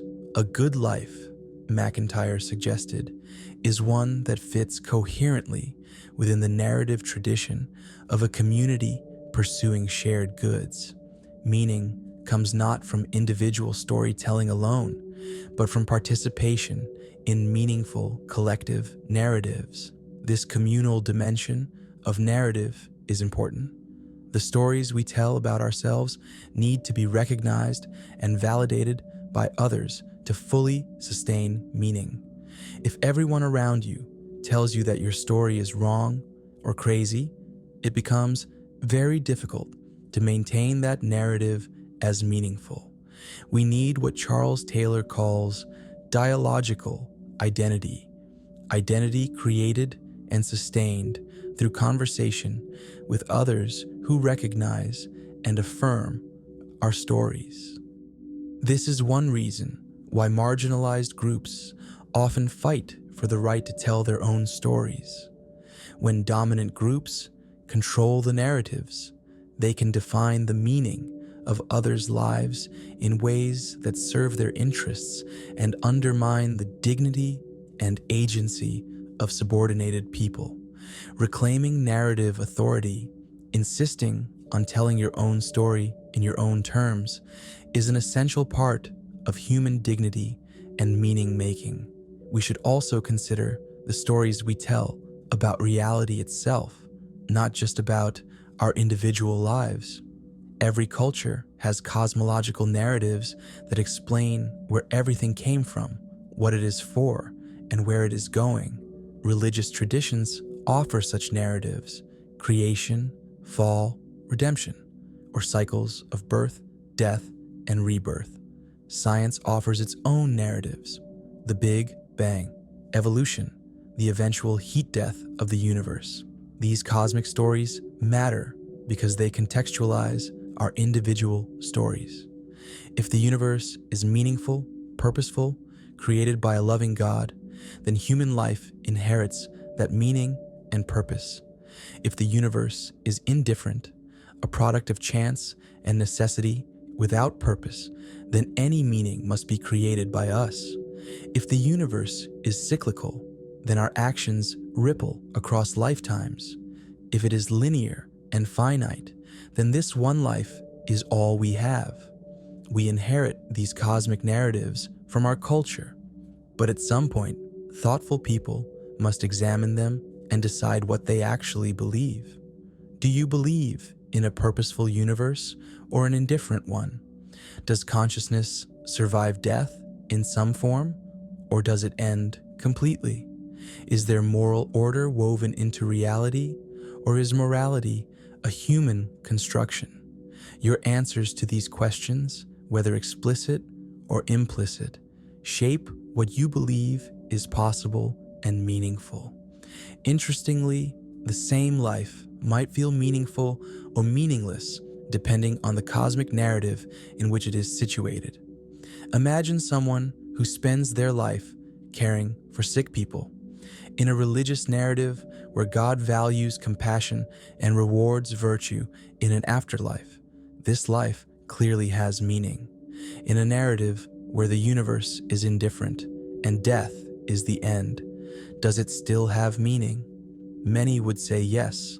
The meaning comes from the love expressed, the suffering relieved, the good done. But the nature of that meaning feels different when situated in different cosmic stories. The existentialists we discussed earlier insisted that we can create meaning without cosmic support, that human values and purposes are real even if they are not underwritten by God or nature. But is this psychologically sustainable for most people? Can purely human-created meaning bear the weight of existence? Or do most people need to believe their meaning connects to something larger, something not merely constructed? This question remains open, with different individuals finding different answers. Some find that existential meaning is enough, or even preferable, because it is honest and does not depend on beliefs they cannot hold. Others find that meaning requires connection to the transcendent, to something beyond human construction. Both paths can lead to meaningful lives, but they are different paths with different qualities of experience. Another aspect of narrative meaning is the story arc we perceive our life to be following. Are we in a comedy, moving toward union and celebration? A tragedy, moving toward inevitable loss? A romance, questing toward a great goal? Or a satire, seeing through illusions and pretensions? The genre we perceive ourselves to be shapes our expectations and our emotional relationship to events. Some people revise the genre of their life story at midlife. What felt like an adventure story of achievement and success might be reframed as a journey toward wisdom and acceptance. What felt like a tragedy of loss might be reframed as a story of resilience and growth. These reframings can be deeply transformative, changing not the facts, but their meaning and emotional valence. The therapist and author Stephen Gross writes about a patient who could not mourn his father's death because doing so would mean accepting that the reconciliation he had always hoped for would never happen. As long as he did not fully acknowledge his father's death, he could maintain the fantasy of future reconciliation. Mourning required giving up not just the person, but the story of who they might have become to each other. Our stories can imprison us by keeping us attached to plots that cannot be fulfilled. Yet stories can also liberate us.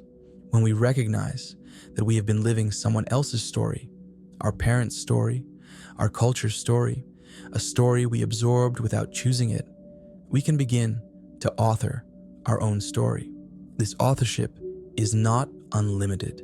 We cannot make our lives mean anything we want.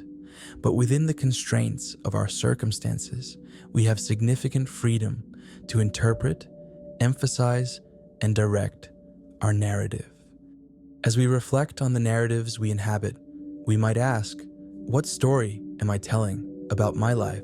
Is it a story that opens possibilities or closes them?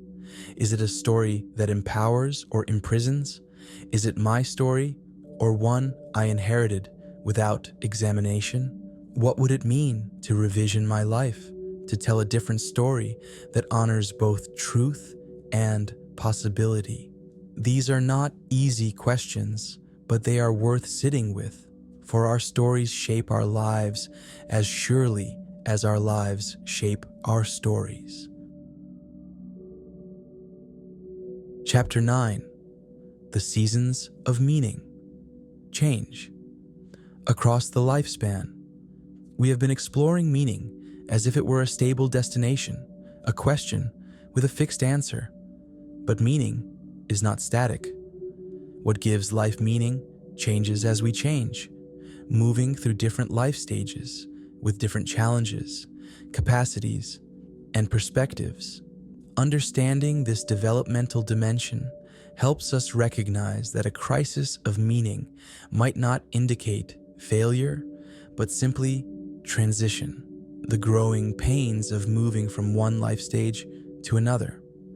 Erik Erikson, the developmental psychologist, proposed that human life unfolds through a series of stages, each with its own central task or crisis. In childhood, we must develop trust, autonomy, initiative, and competence. In adolescence, we face the challenge of identity formation. Who am I? In young adulthood, the task is intimacy. Can I commit to deep relationship? In middle adulthood, it is generativity. How do I contribute to the next generation? In late adulthood, it is integrity. Can I accept my life as it has been? Each stage has implications for meaning. The adolescent searching for identity asks, "Who am I?" and finds meaning in self-discovery, in differentiation from parents, in forging a unique identity. The young adult asks, "Whom shall I love?" and finds meaning in intimate relationship and commitment. The middle-aged adult asks, "What shall I contribute?" and finds meaning in generativity, raising children, mentoring others, creating institutions or works that will outlast them. The elder asks, "Was it worthwhile?" and finds meaning, or fails to, in integration and acceptance of the life lived. These are broad patterns, not rigid rules, and individuals vary greatly. But recognizing developmental patterns can help us understand shifts in our sense of meaning. The meaning that sustained you in your 20s, adventure, possibility, self-discovery, may feel insufficient in your 40s when generativity and contribution become more pressing. The meaning found in career achievement may fade in later life when questions of legacy and wisdom become more central. Carl Jung wrote extensively about the second half of life, arguing that it requires a fundamental reorientation of values and goals. In the first half of life, Jung suggested, our task is to establish ourselves in the outer world, to find work, form relationships, build a life. Success requires developing the ego, becoming competent, achieving things.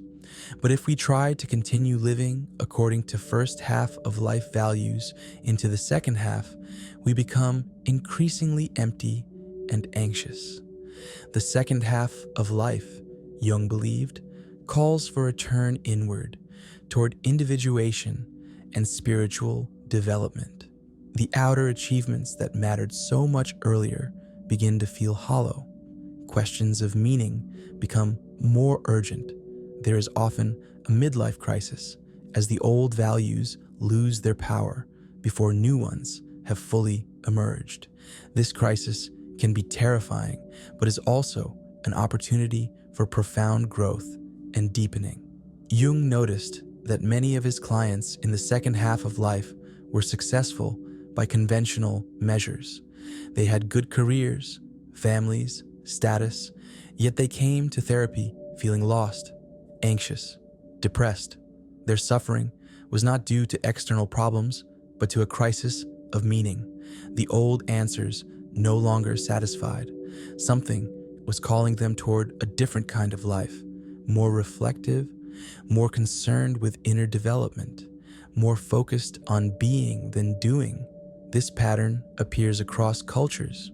Many wisdom traditions recognize a stage of life where worldly concerns naturally give way to spiritual ones.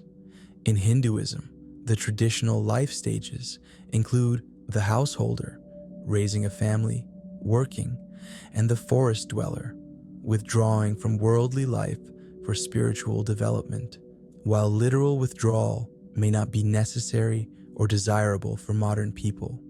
The psychological truth remains. Different life stages call for different priorities and sources of meaning. The psychologist Daniel Levinson, in his study of adult development, identified several major transitions across the lifespan. Each transition involves questioning the existing life structure and often experiencing a period of instability before a new structure emerges. These transitions can be painful, but they are also normal and necessary. Trying to avoid them by clinging to an outgrown life structure only creates more suffering. Consider the transition from young adulthood to middle age. Young adulthood is often characterized by possibility, by the sense that many futures are still open. We can imagine becoming anything, going anywhere. But as we move into our 30s and 40s, possibilities narrow. We have made choices that foreclose other options. We cannot do everything, be everything. This narrowing can feel like loss, like the closing of doors. But it can also bring a different kind of meaning, the depth that comes from commitment, the satisfaction of developing real mastery rather than surface competence in many areas. Middle age also often brings a confrontation with mortality. When we are young, death is abstract, distant. In middle age, parents begin to die, health problems emerge, the body's decline becomes visible. We realize viscerally that our time is limited. This can trigger anxiety and frantic attempts to deny aging or recapture youth. But it can also clarify priorities, making us ask what really matters, how we want to spend our remaining time. The research on aging and well-being reveals something unexpected. Many people report becoming happier as they age, despite declining health and increasing losses. This seems paradoxical until we understand what changes. Older people tend to be more accepting of themselves and others, less concerned with what others think, clearer about their priorities, more appreciative of simple pleasures, more focused on positive emotions and meaningful relationships. They have less time and therefore use it more wisely. They have accumulated wisdom about what matters and what does not. This suggests that finding meaning in later life requires accepting rather than resisting the changes that come with aging. The attempt to maintain youthful values and capacities indefinitely creates suffering. But embracing the gifts that come with age, perspective, wisdom, acceptance, gratitude, opens new dimensions of meaning. Laura Carstenson's research on socio-emotional selectivity theory shows that as people perceive their time as more limited, whether due to age or illness, their priorities shift. They become less interested in expanding their social networks and more interested in deepening existing meaningful relationships. They become less interested in accumulating new experiences and more interested in savoring what they have. They become less interested in achievement and more interested in being. This shift is not decline, but development. It represents a wisdom about what truly matters, a wisdom that emerges naturally when we stop seeing ourselves as having unlimited time. The urgency of youth gives way to the savoring of age. The breadth of young adulthood gives way to the depth of maturity. Different values, not lesser values. Yet our culture often devalues aging, celebrating youth and treating later life as a time of loss and decline. This cultural narrative makes it harder for people to find meaning in aging. If we see older people as irrelevant, unproductive, burdensome, then aging naturally feels like a loss of meaning. But in cultures that respect elders as sources of wisdom, that give them important roles in family and community, that see the lifespan as a whole, with each stage having its own value, aging can be a time of increasing rather than decreasing meaning. The final stage of life, as Erikson described it, involves achieving integrity versus falling into despair.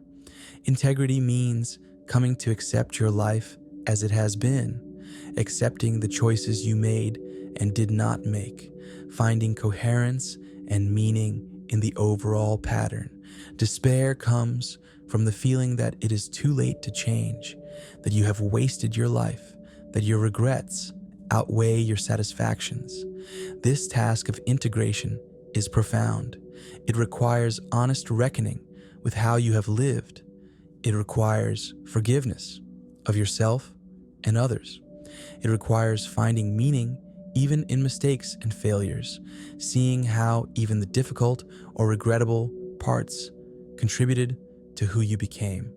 It requires accepting mortality, making peace with the fact that your time is ending. Those who achieve integrity, Erikson suggested, can face death without fear, feeling that their life has been meaningful and complete. Not perfect, not without regrets, but complete. A life that makes sense as a whole. This integrity is a gift not only to oneself, but to the next generation, modeling that it is possible to live fully and die peacefully. As we consider the developmental dimension of meaning, we might reflect on our own life stage. What are the particular challenges and opportunities of your current stage? What meanings sustained you earlier but may no longer suffice? What new sources of meaning are calling to you? Are there transitions you are resisting that might actually be invitations to growth? The search for meaning is not a one-time task, but an ongoing developmental process, with each stage offering its own questions and its own possibilities for meaningful living. Chapter 10: The Sacred and the Secular, Spiritual Dimensions of Meaning. Throughout human history, most people have found meaning primarily through religious frameworks. Religion provided comprehensive answers to the big questions. Where did we come from? Why are we here? What happens when we die? How should we live? Religion situated human life within a cosmic narrative, connecting individual experience to transcendent reality, offering practices for living, communities for belonging, and the promise of ultimate meaning. But in modern secular societies, traditional religious frameworks have lost their hold on many people. We live in what the philosopher Charles Taylor calls a secular age, characterized not by the absence of religion, but by the possibility of unbelief, by the sense that religious belief is one option among others rather than the taken for granted background of life. This creates both freedom and challenge. Freedom, because we are not bound by traditional authorities and can seek meaning in diverse ways. Challenge, because we lack the comprehensive frameworks that made meaning obvious and secure. Yet even for thoroughly secular people, the questions that religions addressed remain pressing. Where does life come from? What is consciousness? Why is there something rather than nothing? Is there any meaning or purpose to existence beyond what we create? These are not questions that science can fully answer, though science illuminates aspects of them. They remain, in some sense, spiritual questions, questions about the ultimate nature and meaning of reality. The psychologist William James, in his classic work, The Varieties of Religious Experience, argued that religious experience cannot be reduced to social convention or psychological projection, but involves genuine encounter with dimensions of reality that transcend ordinary experience. People across cultures and throughout history report experiences of the numinous, the sacred, the holy, experiences that transform their understanding of themselves and reality, that feel more real than ordinary reality, that provide certainty about matters that cannot be proven intellectually. These experiences take many forms: mystical union, where the boundaries of self dissolve into cosmic consciousness; encounters with the divine perceived as personal presence; sudden insights into the interconnected nature of reality; overwhelming feelings of gratitude, awe, or love that seem to come from beyond the individual; experiences of being held or guided by something larger than oneself. People who have such experiences often say they cannot doubt them any more than they can doubt their own existence, even if they cannot prove them to others. For those who have religious faith, meaning is grounded in relationship with the divine and participation in a sacred order.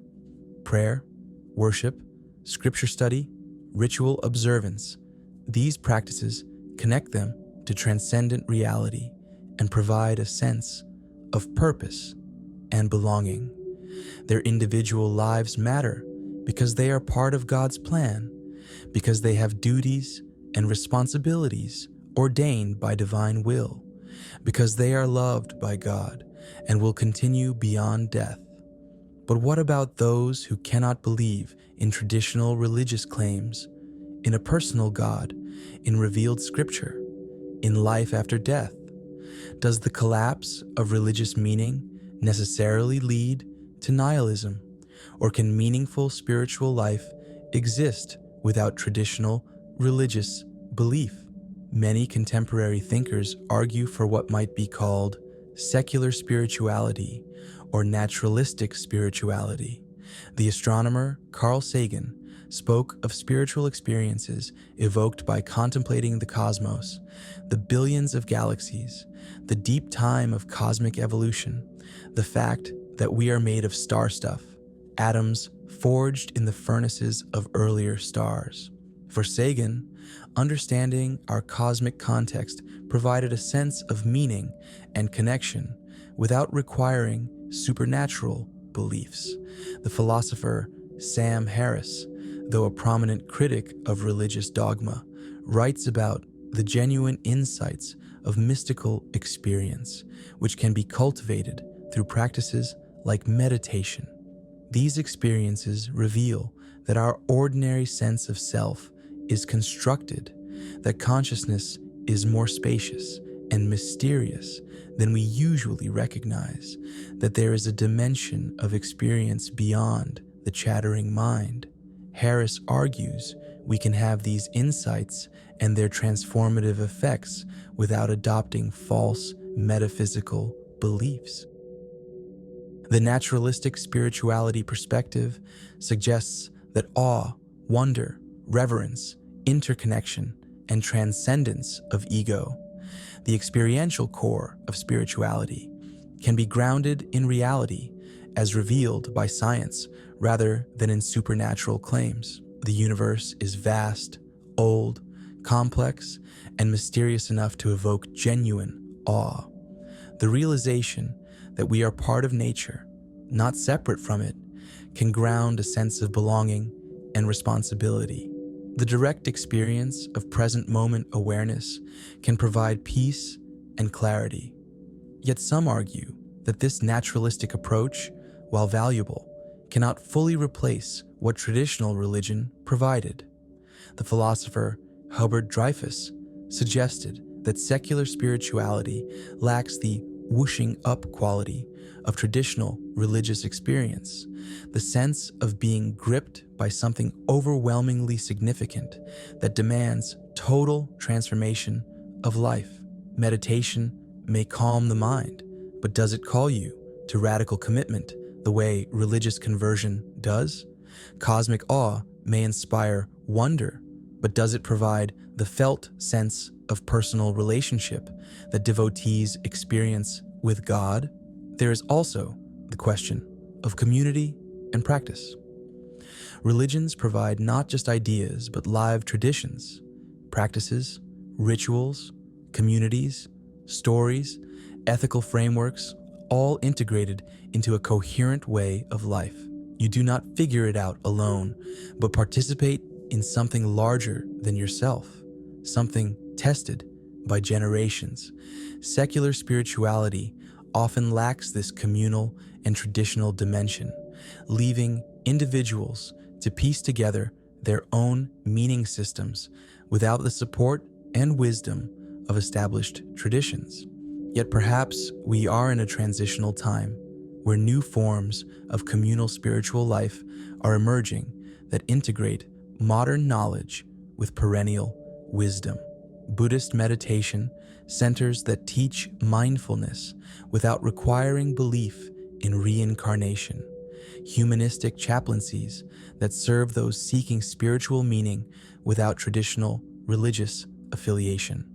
Secular communities organized around shared values and practices.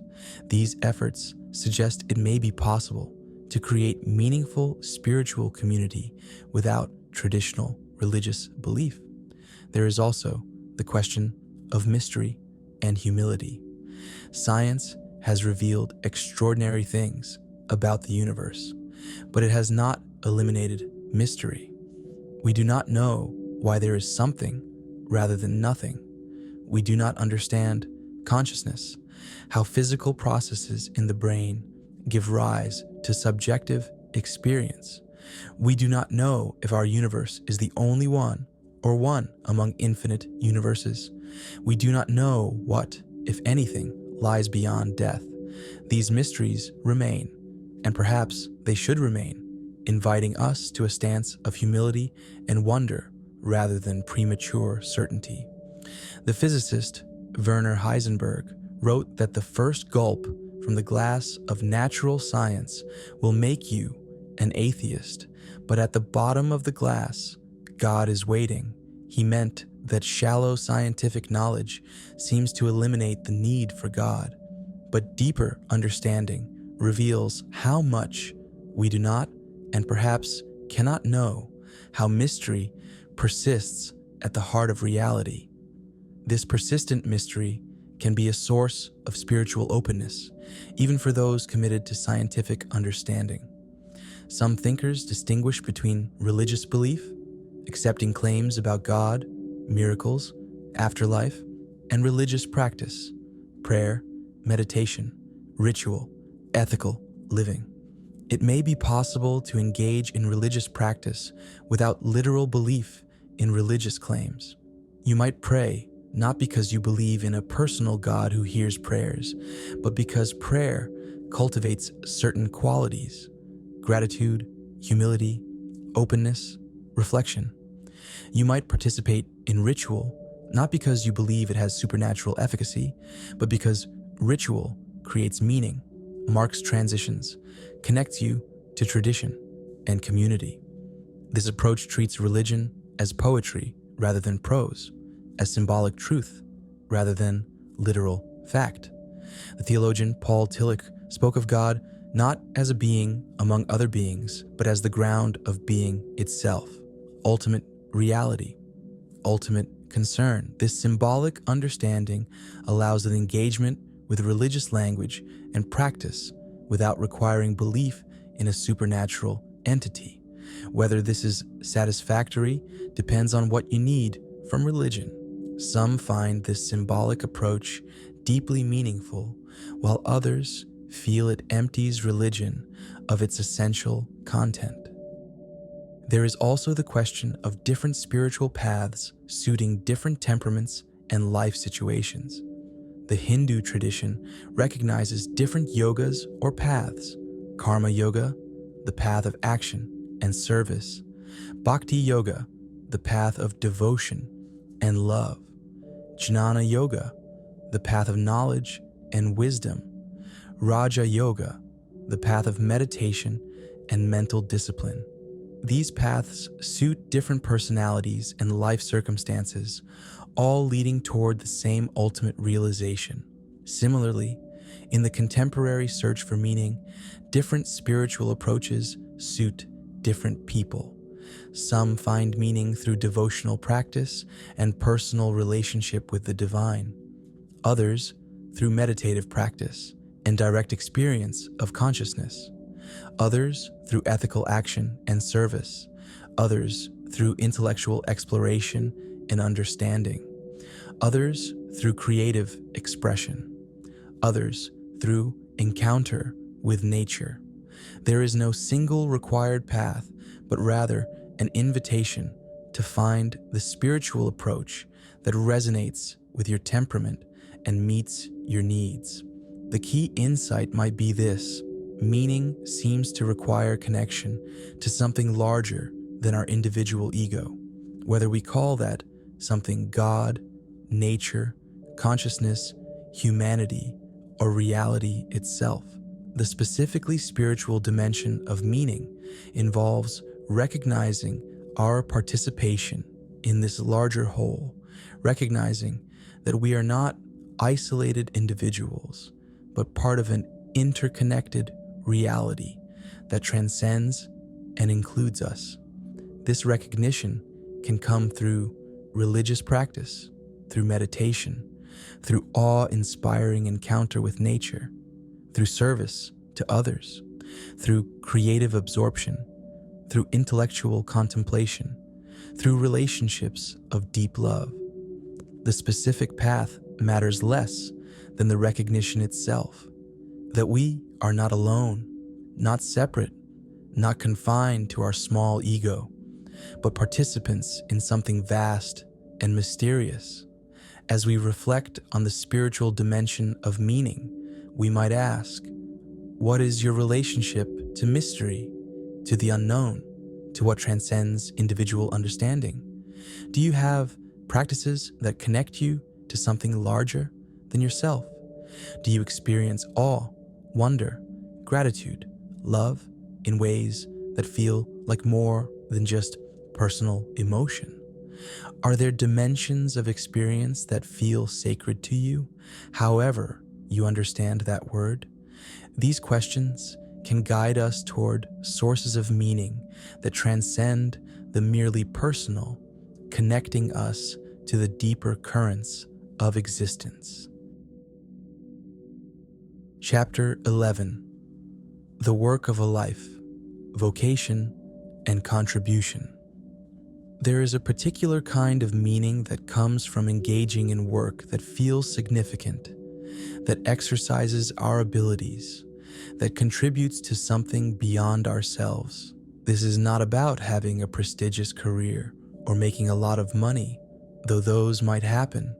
It is about finding what the theologian Frederick Buechner called the place where your deep gladness and the world's deep hunger meet. This is the meaning found in vocation, in work that feels like calling rather than merely employment. The word vocation comes from the Latin vocare, to call. It originally had religious connotations, a calling from God to particular service.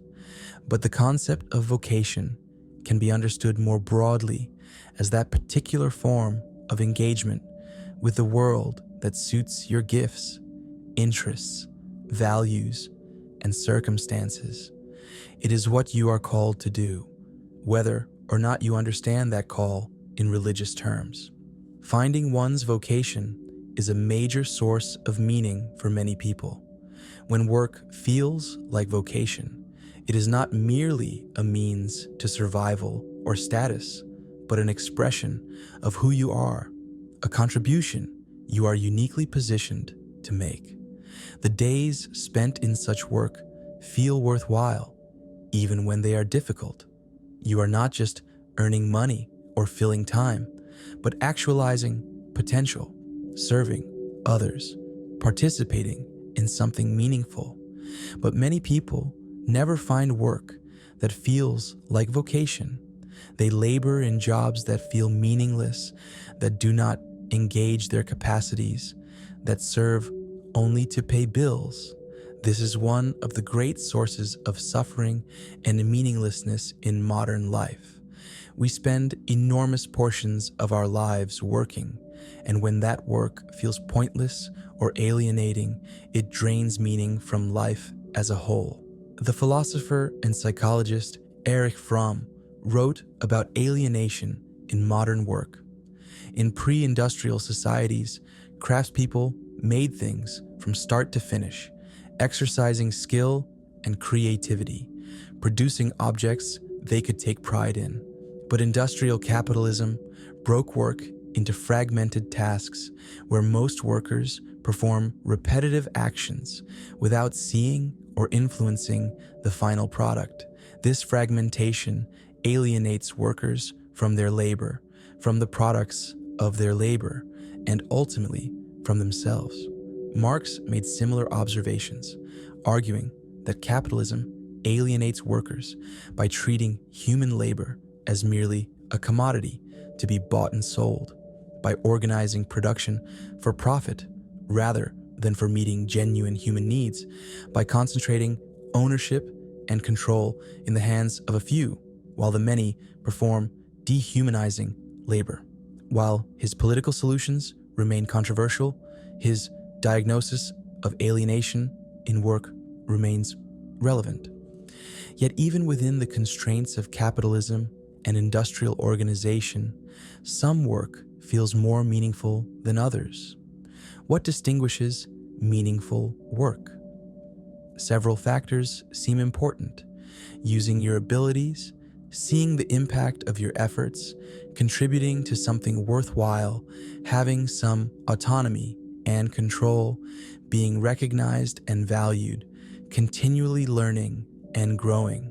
Work that uses our abilities is inherently satisfying because we are built to exercise our capacities.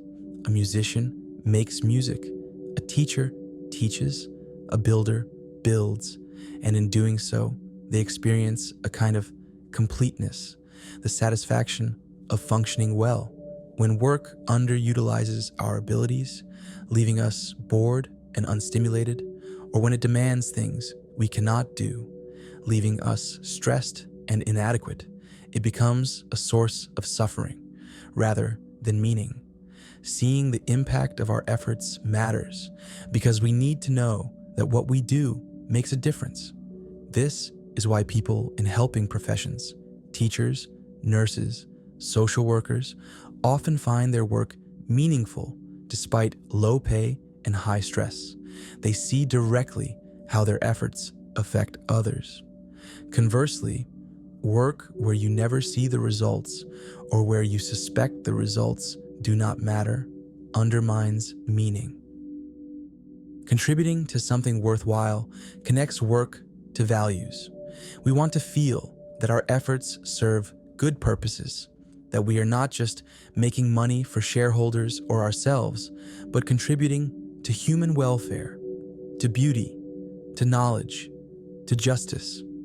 People will often accept lower pay to work for organizations whose missions they believe in.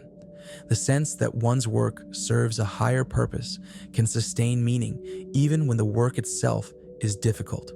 Autonomy and control matter because they allow us to bring ourselves to our work rather than being mere cogs in someone else's machine. When we have some say in how we do our work, when we can make decisions and solve problems rather than just following orders, work becomes an expression of agency rather than merely a constraint on it. Research consistently shows that autonomy is a key factor in work satisfaction and meaning. Being recognized and valued speaks to our need for appreciation and belonging. We want to know that our work matters to others, that our contributions are seen and valued. This is not necessarily about formal recognition or awards, but about the basic human acknowledgement that what you do matters, that you matter. When work is taken for granted or goes unappreciated, it loses meaning. Continual learning and growth keep work from becoming stale. When work challenges us to develop new skills, to master new domains, to become more capable, it remains engaging and meaningful. When work becomes completely routine, requiring no learning or adaptation, it can feel deadening. The sense of growth and mastery is intrinsically rewarding. But what about work that cannot meet these criteria? Many people are trapped in jobs that are alienating, repetitive, undervalued, and seemingly meaningless. Does this condemn them to meaningless lives? This is where we might return to the Stoic insight about focusing on what is within your control. Even if you cannot change the nature of your work, you can sometimes change how you relate to it. You might find meaning in doing even meaningless work well, with care and attention, as a practice of virtue. You might find meaning in the relationships with coworkers, in the small kindnesses and mutual support that happen within even the most alienating work environments. You might find meaning by clearly separating work from the rest of life, refusing to let an unsatisfying job colonize your entire identity, and investing your deepest self in activities and relationships outside of work. There is also the question of unpaid work, housework, childcare, caregiving, community service, creative projects. Our culture often treats paid employment as the primary locus of meaning and identity, but much meaningful work happens outside the marketplace. Raising children, caring for aging parents, volunteering in the community, creating art without expectation of profit, maintaining a home. All of these can be profoundly meaningful, yet they are often undervalued because they do not generate income. The feminist movement has long emphasized that the devaluation of care work, typically performed by women, reflects patriarchal values that privilege market production over the reproduction of life itself. What could be more meaningful than raising the next generation? Yet this work is often invisible, unpaid, and undervalued. Recognizing the meaning in care work, whether or not it is paid, is essential to a fuller understanding of meaningful work. We might also consider how work connects to identity. For many people, especially in modern Western cultures, work is central to identity. What do you do? Is often the first question we ask when meeting someone, and the answer largely determines how we perceive and value them. This can be problematic when work becomes the entirety of identity, when we lose ourselves in our professional roles, when we cannot imagine who we are apart from our work.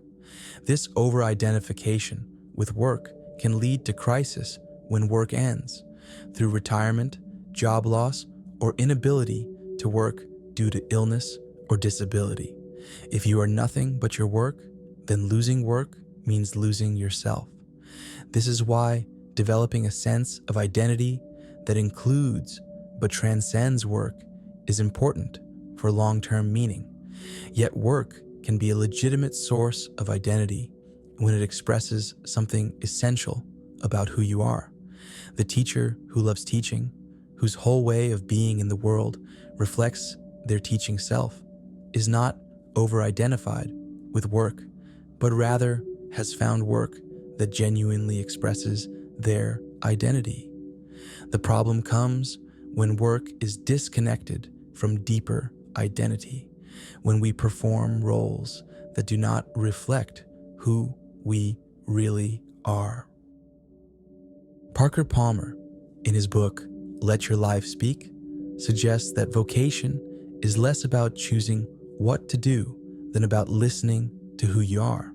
Your vocation emerges from your deepest self, from paying attention to when you feel alive and true versus when you feel constricted and false.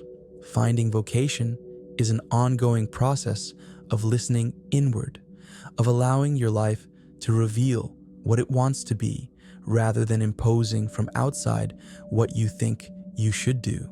This listening requires courage because your true calling may not be what others expect, what will make you rich or famous, or what seems practical. But living out of alignment with your deepest calling is a recipe for meaninglessness, no matter how successful you are by external measures. Better to live modestly in alignment with yourself than to live affluently while betraying your deepest nature. As we reflect on work and vocation, we might ask, does my current work feel like vocation, like a calling, or merely like a job? What would it mean to bring more of myself to my work, whatever it is? What work do I do, paid or unpaid, that feels most meaningful? If I could not change my circumstances, could I change my relationship to them? And if I could change my circumstances, what would I be called to do?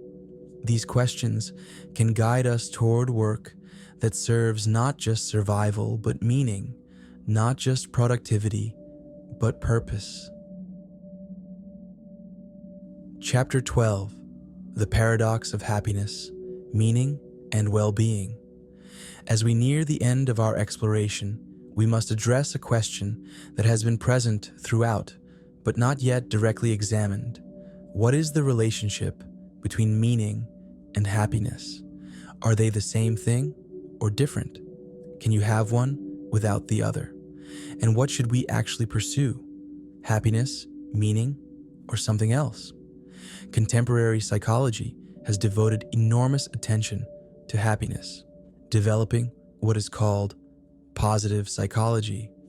This field studies well-being scientifically, identifying what makes people happy and how to increase happiness. The findings are illuminating. Strong relationships matter most, followed by meaningful work, physical health, gratitude, helping others, and engagement in absorbing activities. Money helps up to a point, relieving poverty and providing security, but beyond that contributes surprisingly little to happiness. Yet some psychologists distinguish between happiness and meaning, suggesting they are related, but not identical. The psychologist Roy Baumeister and his colleagues found that happiness and meaning correlate, but come apart in interesting ways. Happiness tends to be associated with taking, with getting what you want, with comfort and ease. Meaning tends to be associated with giving, with connecting past, present, and future, with effort and struggle towards something worthwhile. Someone might be happy in the moment, feeling good, having their needs met, experiencing pleasure, without feeling their life is meaningful. Think of a life of pure entertainment and consumption, where every desire is satisfied, but nothing is accomplished or contributed. Such a life might be pleasant, but ultimately feel empty. Conversely, someone might find deep meaning in their life, raising children, pursuing a difficult calling, fighting for justice, while experiencing considerable stress and unhappiness along the way. This suggests that meaning and happiness are both important, but serve different functions. Happiness concerns how we feel moment to moment. Meaning concerns whether our life makes sense as a whole, whether it matters, whether it connects to something beyond momentary pleasure. An ideal life might contain both, but when forced to choose, most people seem to prioritize meaning over happiness. Studies of parents illustrate this tension. Parents consistently report lower day-to-day happiness than non-parents. Raising children is stressful, exhausting, often frustrating. Yet parents also report greater life satisfaction and meaning. They would not trade their children for more leisure and comfort. The meaning of parenthood outweighs the happiness costs, making the difficult work worthwhile. The psychologist Viktor Frankl, whose work we have discussed before, drew a sharp distinction between pursuing happiness and pursuing meaning. He argued that happiness cannot be pursued directly. It must ensue from living meaningfully. If you aim at happiness as your goal, you will not achieve it. Happiness is a byproduct of meaningful engagement, not a target to be aimed at. Frankl observed this in the concentration camps. Those who survived were not those who aimed at survival, but those who had something to live for beyond survival. When survival itself becomes the goal, it paradoxically becomes harder to achieve. But when you have a why, some meaning or purpose that transcends your immediate circumstances, you find strength to endure and persist. This insight connects to what psychologists call the hedonic treadmill. When we achieve something we thought would make us happy, more money, a new possession, a promotion, we experience a temporary boost in happiness, but quickly adapt to the new baseline. We habituate, take it for granted, and soon feel we need something more. If happiness is our goal, we are trapped on a treadmill, always running, but never arriving. But meaning works differently. Meaningful activities and relationships remain meaningful even as we habituate to them. Raising your child is meaningful, not because it always feels good, but because it is your child, because you are fulfilling a role and responsibility that matters. The meaning does not evaporate through repetition the way pleasure does. The philosopher John Stuart Mill, a founder of utilitarianism, the view that we should maximize happiness, nevertheless recognized that some pleasures are higher than others. It is better to be Socrates dissatisfied than a fool satisfied, Mill argued. The pleasures of philosophy, literature, art, and love are qualitatively superior to purely physical pleasures, even if the latter might score higher on momentary happiness scales. Mill's insight suggests that not all happiness is equal. The happiness that comes from meaningful engagement is deeper and more valuable than the happiness that comes from trivial pleasure. This is not to denigrate pleasure. We are embodied creatures, and physical pleasure is good. But it suggests that a life organized around maximizing pleasure would be missing something essential. There is also the question of what philosophers call eudaimonia, often translated as happiness, but perhaps better understood as flourishing or living well. For Aristotle, eudaimonia was the highest good, what everything else aims at. But eudaimonia is not a feeling state. It is a way of living. It means actualizing your potential, exercising your capacities excellently, living according to virtue. You achieve eudaimonia not by seeking happiness, but by living well, and happiness follows as a consequence. This Aristotelian perspective suggests that we should not ask, "What will make me happy?" but "What kind of person should I be?" and "What kind of life constitutes human flourishing?"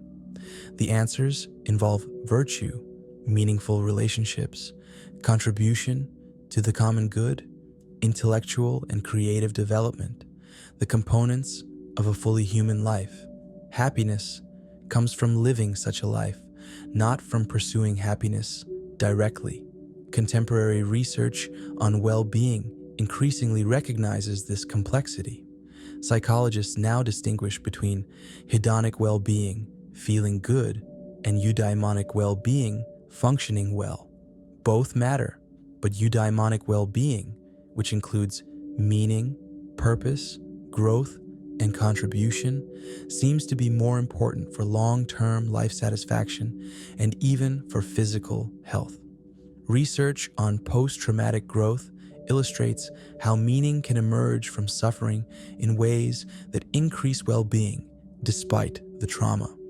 People who experience severe difficulties, serious illness, loss of loved ones, natural disasters, often report positive changes alongside the pain. Greater appreciation for life, deeper relationships, recognition of personal strength, spiritual development, new priorities. They would not have chosen the trauma, but they value what they learned from it. The meaning they made from suffering enhanced their well-being, even though the experience itself was painful. This connects to what we discussed earlier about suffering and meaning. Suffering is not good in itself, but our capacity to find meaning in suffering, to grow from it, rather than being destroyed by it, is crucial to well-being. The pursuit of happiness that tries to eliminate all discomfort may actually undermine well-being by preventing the growth that comes through challenge. There is also the question of time perspective. Happiness is often immediate, a pleasant experience, a satisfied desire. Meaning tends to have a longer time frame, a life that makes sense looking back, actions that will matter in the future. This is why people often sacrifice present happiness for future meaning, working hard to build something, delaying gratification to achieve long-term goals, enduring difficulty for the sake of principles or people they care about. The psychologist Adam Grant writes about givers and takers in professional life.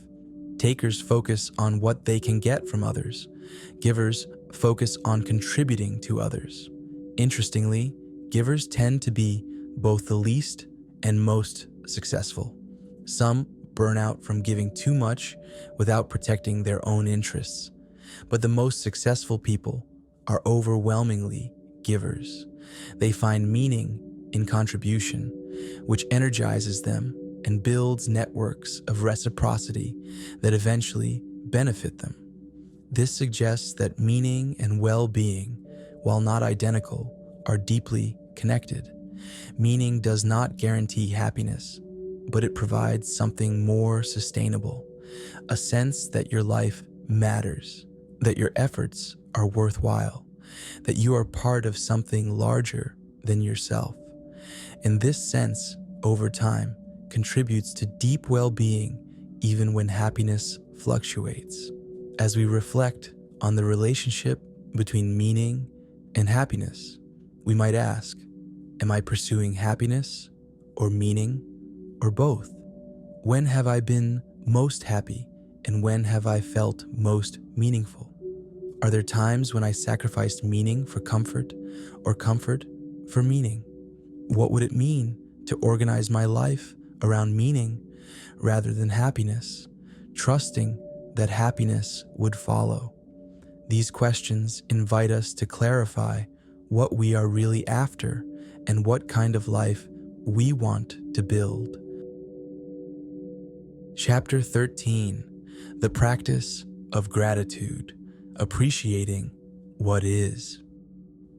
As we approach the end of our journey through questions of meaning, we turn to a practice that many wisdom traditions consider essential: gratitude, the cultivation of grateful awareness for what we have, for what is given, for the simple fact of existence. This practice has profound implications for meaning and well-being. Gratitude might seem like a secondary concern, a nice feeling, but not fundamental to meaning. Yet research and philosophical reflection suggest otherwise. Gratitude is not just an emotional response, but a way of perceiving and relating to reality that transforms experience and creates meaning. To understand how, we must explore gratitude more deeply. At its most basic, gratitude is the recognition that you have received something good that you did not entirely earn or create yourself. It acknowledges that you are not completely self-sufficient, but are sustained by gifts. from nature, from other people, from circumstances, from life itself. This recognition counters the illusion of independent self-sufficiency and connects you to the larger web of giving and receiving that sustains existence. The psychologist Robert Emmons, who has studied gratitude extensively, describes it as having two components: affirming the goodness in your life and recognizing that the sources of this goodness lie, at least partially, outside yourself. Both elements are important. If you affirm goodness but attribute it entirely to yourself, you have not gratitude but pride. If you recognize dependence on others but do not affirm goodness, you have not gratitude but mere obligation or resentment. Research on gratitude practices, such as keeping a gratitude journal where you regularly note things you are grateful for, shows remarkable effects. People who practice gratitude regularly report higher life satisfaction, more positive emotions, better physical health, stronger relationships, and greater resilience in the face of difficulty. These are not small effects, but substantial improvements in well-being. Why does gratitude have such powerful effects? Partly because it directs attention toward what is good in your life rather than what is lacking. Human minds naturally focus on problems, threats, and deficiencies. This was adaptive for survival, helping our ancestors stay alert to danger and motivated to meet needs. But this negativity bias means we naturally overlook or take for granted much that is actually good in our lives. Gratitude practice counters this bias, bringing the good into awareness. But gratitude is more than just positive thinking. It is not about denying real problems or pretending everything is wonderful when it is not. Rather, it is about noticing and appreciating the good that coexists with the difficult. Even in challenging circumstances, there are usually things to be grateful for.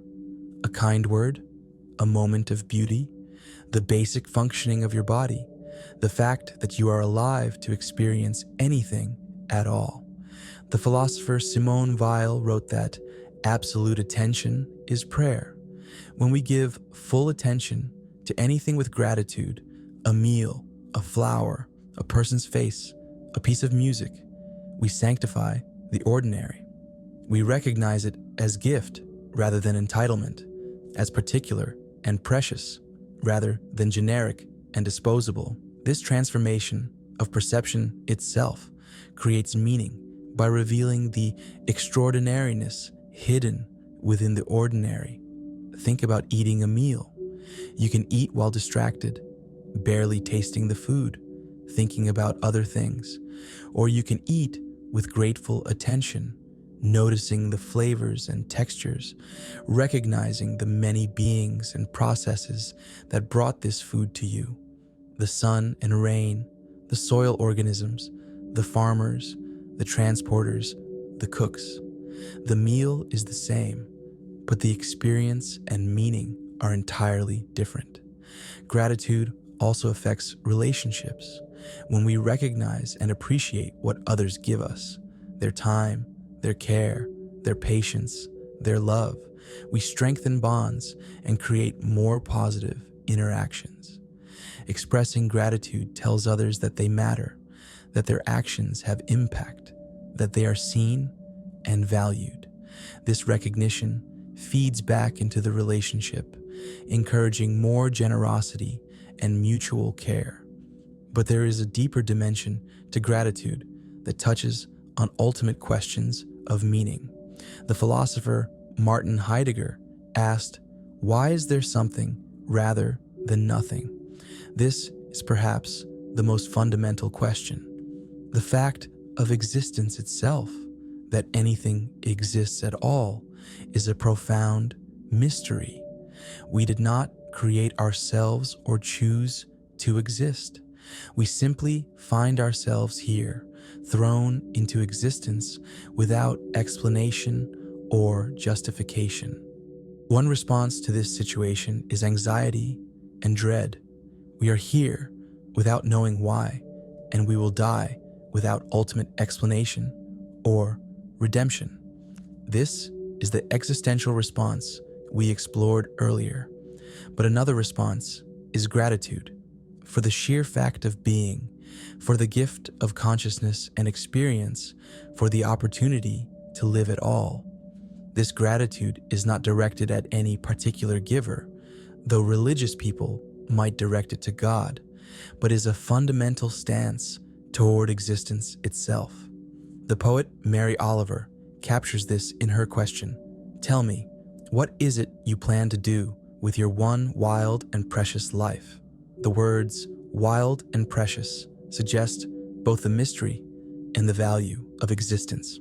Life is wild, uncontrolled, unpredictable, beyond our full understanding, and it is precious, invaluable, irreplaceable, deserving of reverence.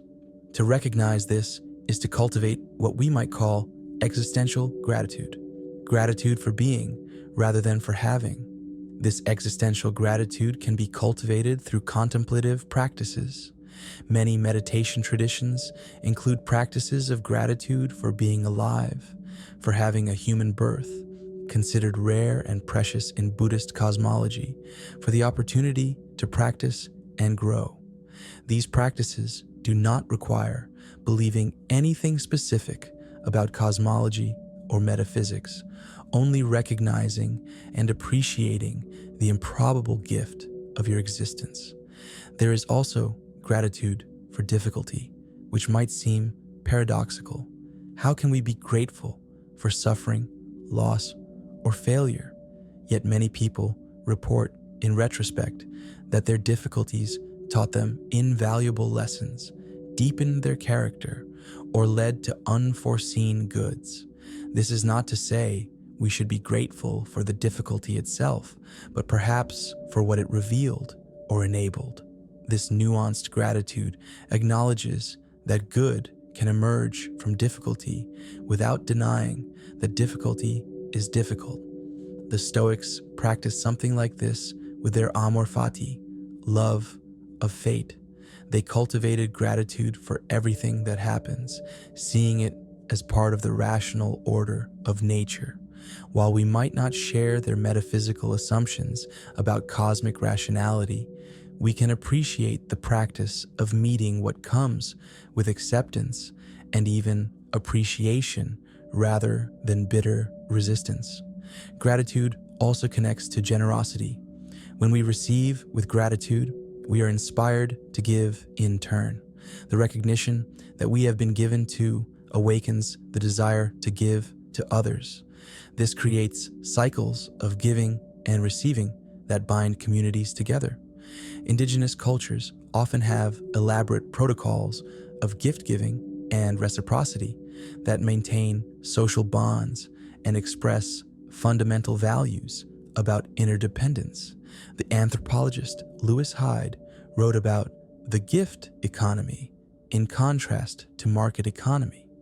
In gift economies, goods circulate not through calculated exchange, but through generous giving, with the expectation that gifts will continue to flow, but without keeping precise account. Gratitude and generosity sustain these systems. Hyde argues that creative work functions as a gift. Artists receive inspiration as gift and give their work as gift to the world. When art is treated only as commodity in market exchange, something essential is lost. This suggests that meaning might be enhanced by participating in gift economy alongside market economy, by giving and receiving generously, by contributing without calculating exact return, by recognizing that much of what we have comes as gift rather than purchase. This participation restores a sense of interconnection and mutual dependence that market relationships obscure. But gratitude must be authentic to be meaningful. Forced or performative gratitude pretending to be grateful when you are not, using gratitude to suppress legitimate anger or dissatisfaction is not helpful and may be harmful. True gratitude arises from genuine recognition of goodness received, not from moral obligation or social pressure. The practice is to cultivate genuine gratitude, not to fake it. Authentic gratitude, then, is not about ignoring pain or pretending to be content. It is about widening awareness, seeing the full spectrum of life, and recognizing that even amid suffering, there are threads of goodness holding the fabric of existence together. When we practice gratitude sincerely, we are not rejecting grief, anger, or longing. We are simply choosing to let what is beautiful and life-affirming coexist with what is difficult. Gratitude does not erase pain. It integrates it into a larger, more complete picture of being alive. This perspective transforms how we move through time. The anxious mind constantly projects into the future, toward what is missing, what must still be achieved, what might go wrong. The grateful mind returns to the present. It remembers that right now, even in imperfection, there is enough. Gratitude anchors us in presence. It invites us to stop reaching for the next moment as if salvation lies there, and instead to fully inhabit this one. From this stillness arises a deeper humility. Gratitude humbles the ego because it reminds us that we are not the ultimate authors of our existence. The air we breathe, the food we eat, the people who shaped us, all are gifts woven into a story far larger than our own ambitions. This humility is not self-deprecating, it is liberating. It frees us from the illusion of total control, and in doing so, it opens the heart to awe. Awe and gratitude are twin experiences. Both arise when we sense something greater than ourselves, something vast, mysterious, and benevolent enough to sustain us despite our flaws and ignorance. Standing under a night sky, hearing a child's laughter, or watching the sun break over the horizon. Moments like these remind us that the world is not just a collection of objects, but a living miracle of interconnection. To feel awe is to feel small in the best possible way, to see yourself as a participant in something infinite. And this is perhaps gratitude's deepest lesson, that meaning is not found in what we own or accomplish, but in how we relate to the world. The grateful person does not chase meaning as an abstract goal. They live meaning through their awareness, through how they meet life moment by moment. In this sense, gratitude is both a philosophy and a spiritual practice, a way of perceiving the ordinary as sacred. The philosopher Albert Camus once wrote, "In the midst of winter, I found there was within me an invincible summer." Gratitude is that invincible summer, the quiet inner warmth that persists even when life feels cold or uncertain.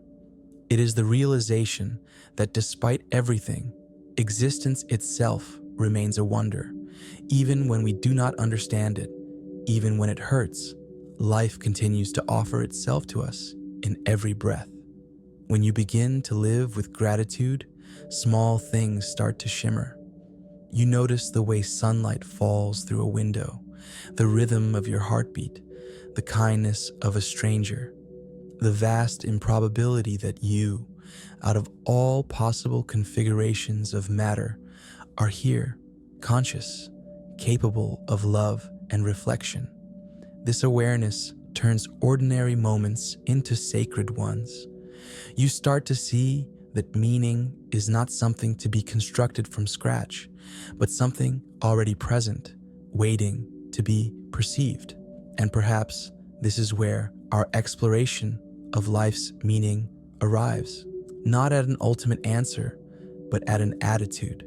Gratitude is the posture of the soul that allows meaning to reveal itself. when we stop grasping for life to be other than it is and begin to appreciate what already is, we find that life, in its mysterious unfolding, has been offering meaning all along. As we close this journey, remember, the practice of gratitude is not a destination, but a return to presence, to humility, to wonder. It is the quiet realization that every breath, every moment, every person we meet, every sunrise and heartbreak and fleeting joy are all part of one immense and improbable gift. To live gratefully is to live awake, to see clearly, to feel deeply, and to bow inwardly before the miracle of being. And perhaps, in the end, that is the truest meaning of life we can know.